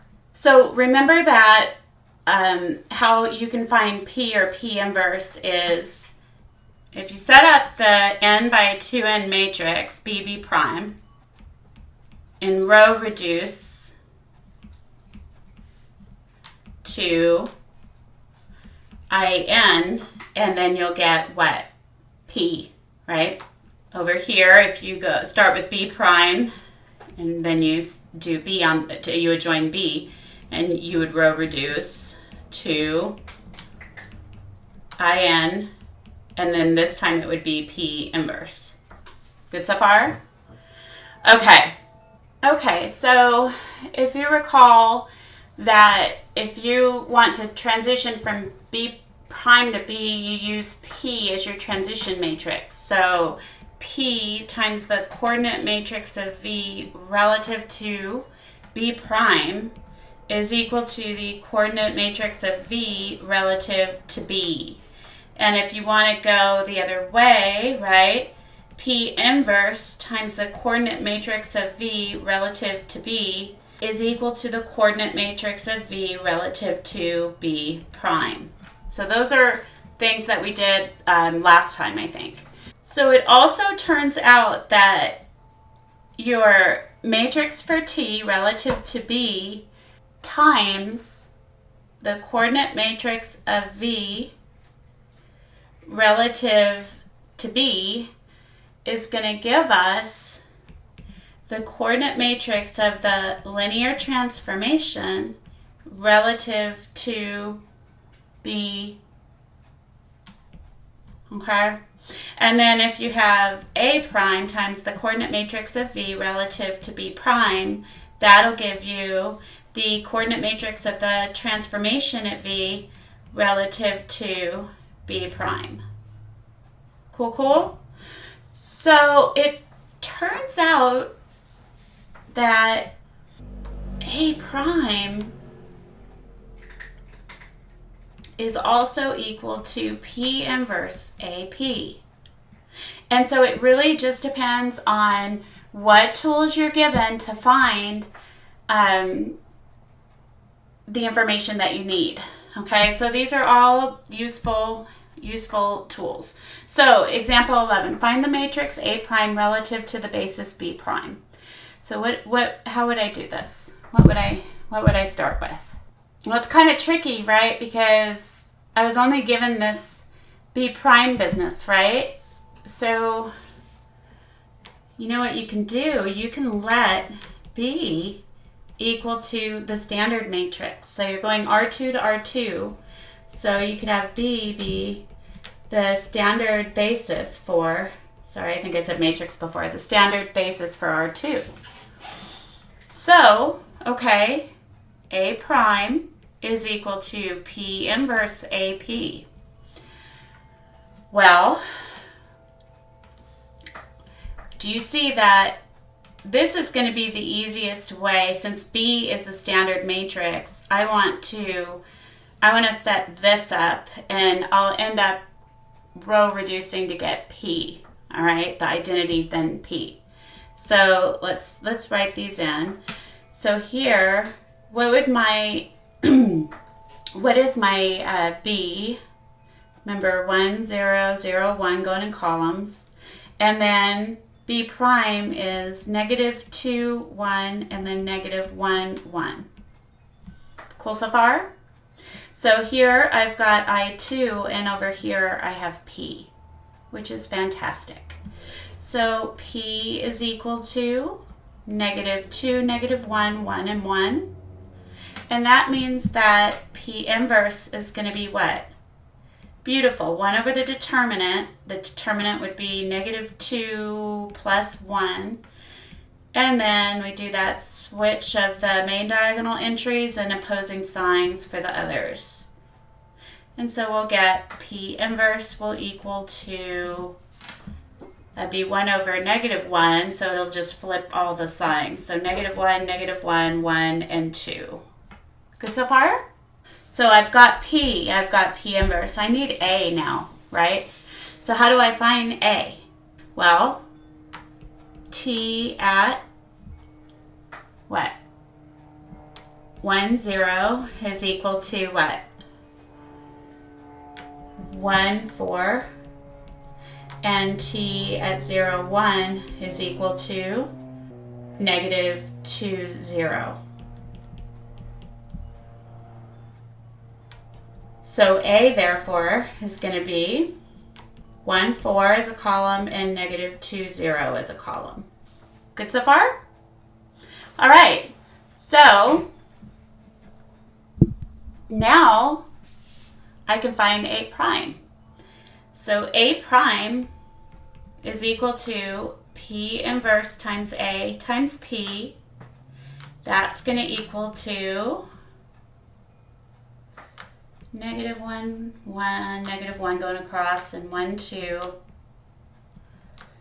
And then 1, -2, 4, and 0. And then P was -2, -1, 1, 1. And that equals, with some computation, you can do it on your calculator if you want. It turns out to be 12, 7, -20, and -11. Okay? So this is our A prime. Groovy? Okay. Next up, example 12. We're given two non-standard bases, and we're also given the coordinate matrix of V relative to B prime, and we're also given this matrix A, all right? So we want to find the transition matrix P from B prime to B. So if we want to find P directly, what do? We go B to B prime. That's going to equal to 1, -1, -2, 1, and then -1, 1, 1, and 2. And then doing some, row operations. What are we going to do? Row 1 plus row 2 for a new row 2. So that'll give us 1, -2, -1, 1. And our new row will be 0, -1, 0, and 3. Good so far? All right. Next operation. I'm going to just do negative R2 for a new R2. That'll give us 1, negative 2, negative 1, 1. And then our new row 2 will be 0, 1, 0, negative 3. All right, so now what will we have? We'll be doing row 1 plus 2 row 2 for a new row 1. That'll give us 1, 0, negative 1, and then negative 5. Cool so far? All right. And so remember what we found. This here, remember, is I2, and this is P. So P equals negative 1, negative 5, 0, negative 3 going across. All right. Now we want to use the matrices P and A to find the coordinate matrix of V relative to B and the coordinate matrix of the linear transformation at V relative, this should be outside, sorry, relative to B prime. And this is giving us again that the coordinate matrix of V relative to B prime is 1, negative 4. So, well, what do we do? What do you think? Well, it's asking us to find some different things, right? So here, we know that to find the linear transformation business, we're going to need A prime, right? And we know that A prime is P inverse A P. So we have P, we need P inverse. So P inverse will be 1 over the determinant of P, which will be 3 minus 0, which is 3. And then we'll be switching. And so we'll have negative 3, 5, 0, negative 1. And so P inverse will end up being negative 1, 5/3, 0, and negative 1/3. Cool so far? All right, so P inverse times A times P will be negative 1, 5/3, 0, and negative 1/3. A was given above as 2, 1, 0, negative 1 going across. And then our P was negative 1, negative 5, 0, negative 3. And again, using your calculator, you'll end up getting, remember P inverse AP is A prime, and that ends up being 2, 18, 0, and negative 1. Groovy? Okay, so let's see. Remember, I think it was P times the coordinate matrix of V relative to B prime, which we have. Both of those is supposed to equal to the coordinate matrix of V relative to B.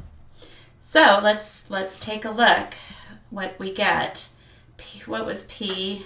So that would be negative 1, negative 5, 0, negative 3 times 1, negative 4. And so that will be equal to negative 1 plus 20 is 19.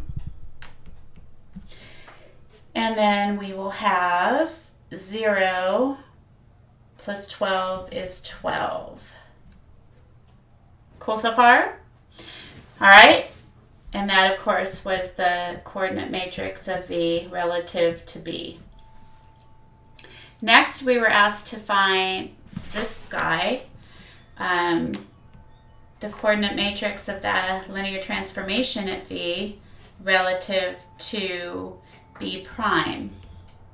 So that's going to equal to A prime times the coordinate matrix of V relative to B prime, which is equal to, so our A prime is 2, 18, 0, and negative 1. And we've got that matrix again is 1, negative 4, And so this will be 2 minus 72, so that would be negative 70. And then 0 plus 4, so negative 70 and 4. And we're good.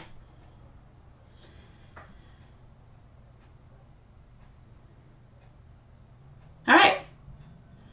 So I think we found everything we needed. All right, definition of similar matrices.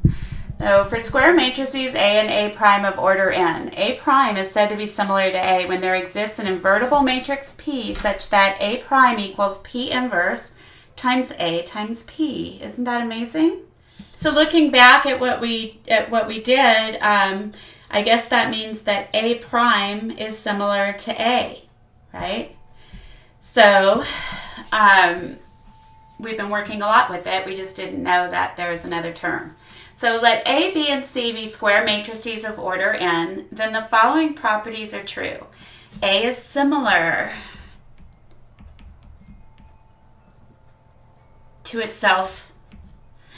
If A is similar to B, then B is similar to A.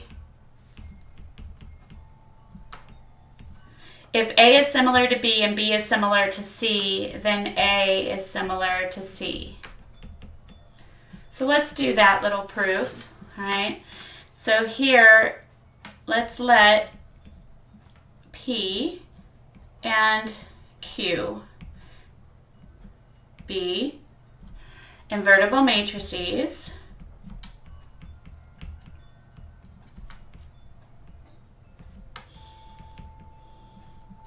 of order n.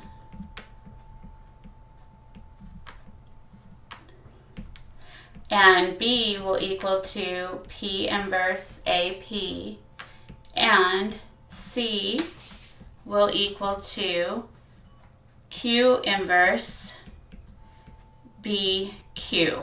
And that's just using, definition of similarity.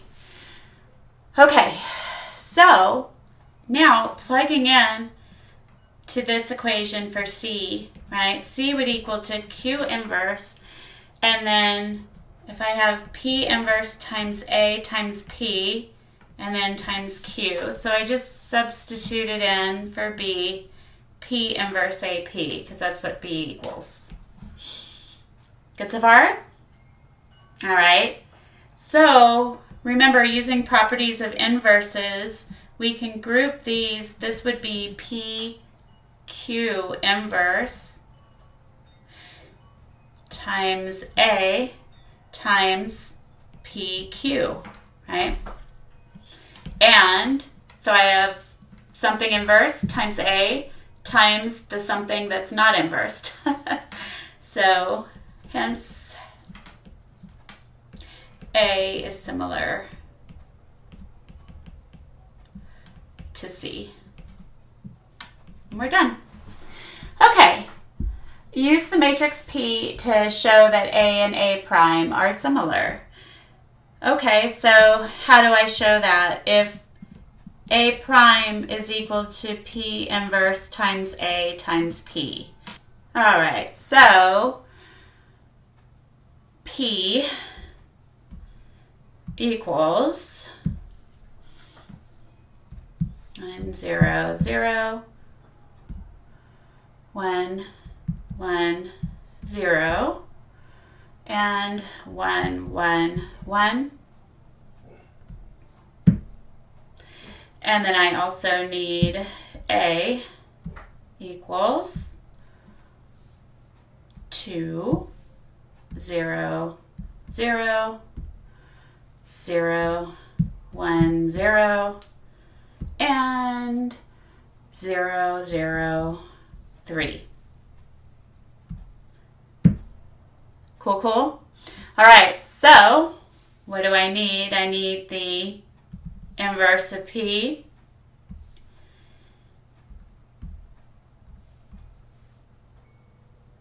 times A times P. And we get this matrix here, which is the same as our A prime. Isn't that pretty groovy? So that's checked off, right? And by the theorem that we had, if A prime is similar to A, then A is similar to A prime. All right? Okay. So, diagonal matrices. Diagonal matrices have many computational advantages over non-diagonal matrices. So, if you have a diagonal matrix, remember there's zeros everywhere except in the main diagonal, and the main diagonal could have zeros, right? If you're raising a diagonal matrix to a power, it's just each of the diagonal entries raised to that power.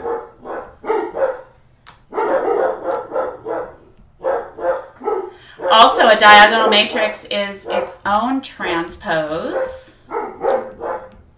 Additionally, if all diagonal elements are non-zero, then the inverse of a diagonal matrix is the matrix whose main diagonal elements are the reciprocals of corresponding elements in the original matrix. Because of these advantages, it's important to find ways, if possible, to choose a basis for V such that the transformation matrix is diagonal.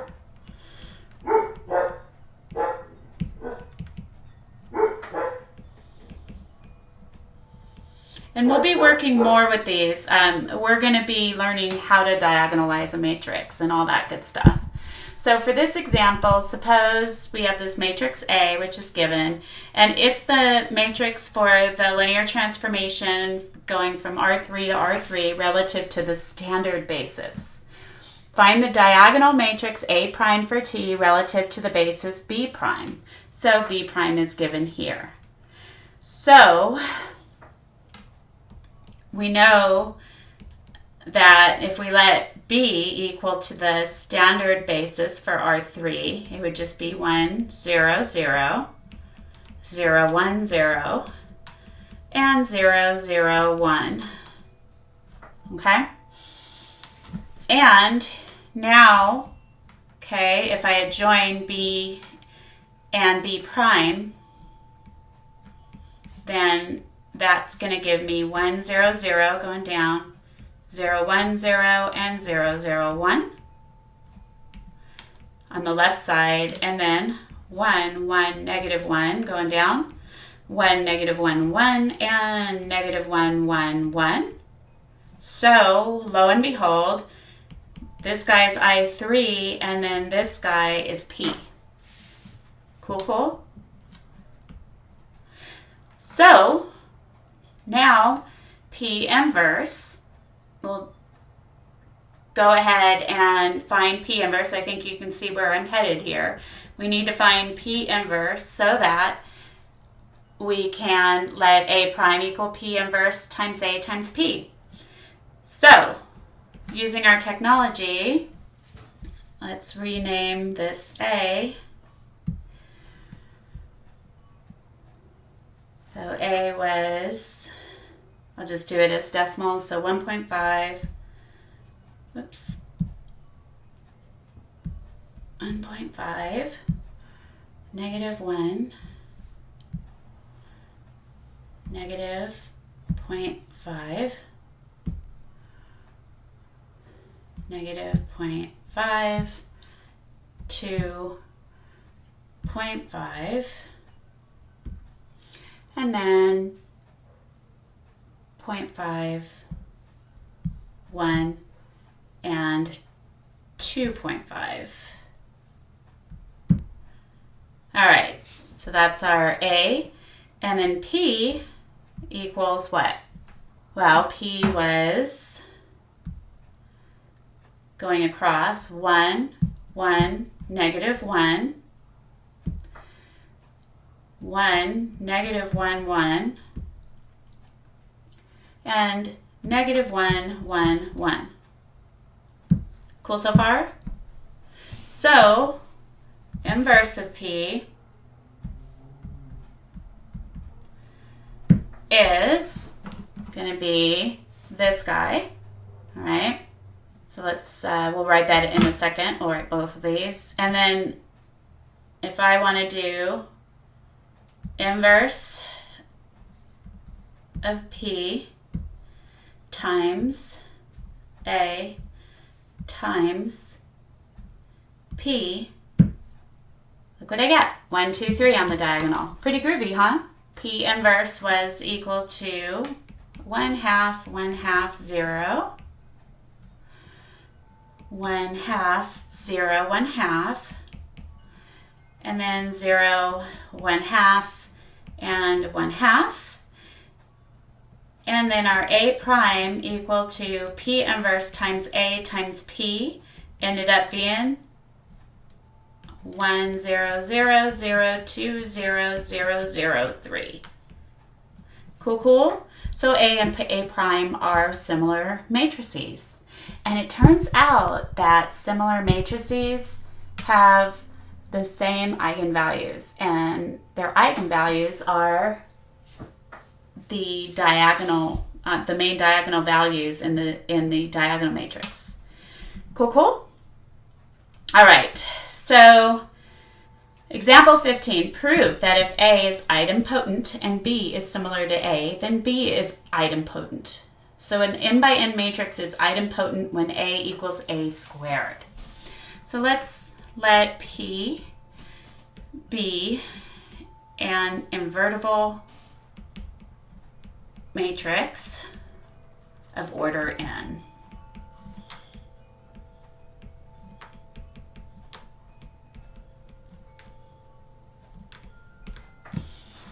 Cool so far? And I knew I had to use a P because there's something about similarity. So, definition of similarity. B is similar to A, so B can be written as P inverse times A times P. That's just definition of similarity. Well, I want to see what B squared looks like, right? So if I square both sides, I'll have B squared equals to P inverse times A times P squared. So B squared will be, well, by definition of exponentiation, I'm just going to have P inverse AP multiplied to itself twice, right? Now, let's see what happens. If I can switch around the parentheses, right? I can do P inverse times A and then times quantity P times P inverse and then times A times P. And that's going to give us what? P inverse times A times IN, right? Times A times P. But this is just P inverse times A times P. Okay, so we're almost there. This gives us B squared is equal to P inverse times A squared times P. But aren't A and B both idempotent? Okay, so B squared would be equal to P inverse times A times P. And why can I do that? Beautiful. A is idempotent. But wasn't P inverse AP what B was equal to? Right? B was equal to P inverse AP. So remember, we had this premise here, and then we went all through this, so we've now shown that B is idempotent. Cool, cool? All right. So that's it for today. I hope you have a wonderful morning, afternoon, or evening whenever you're watching the show. And if you like what I'm doing, hey, please subscribe and tell your friends. Bye-bye.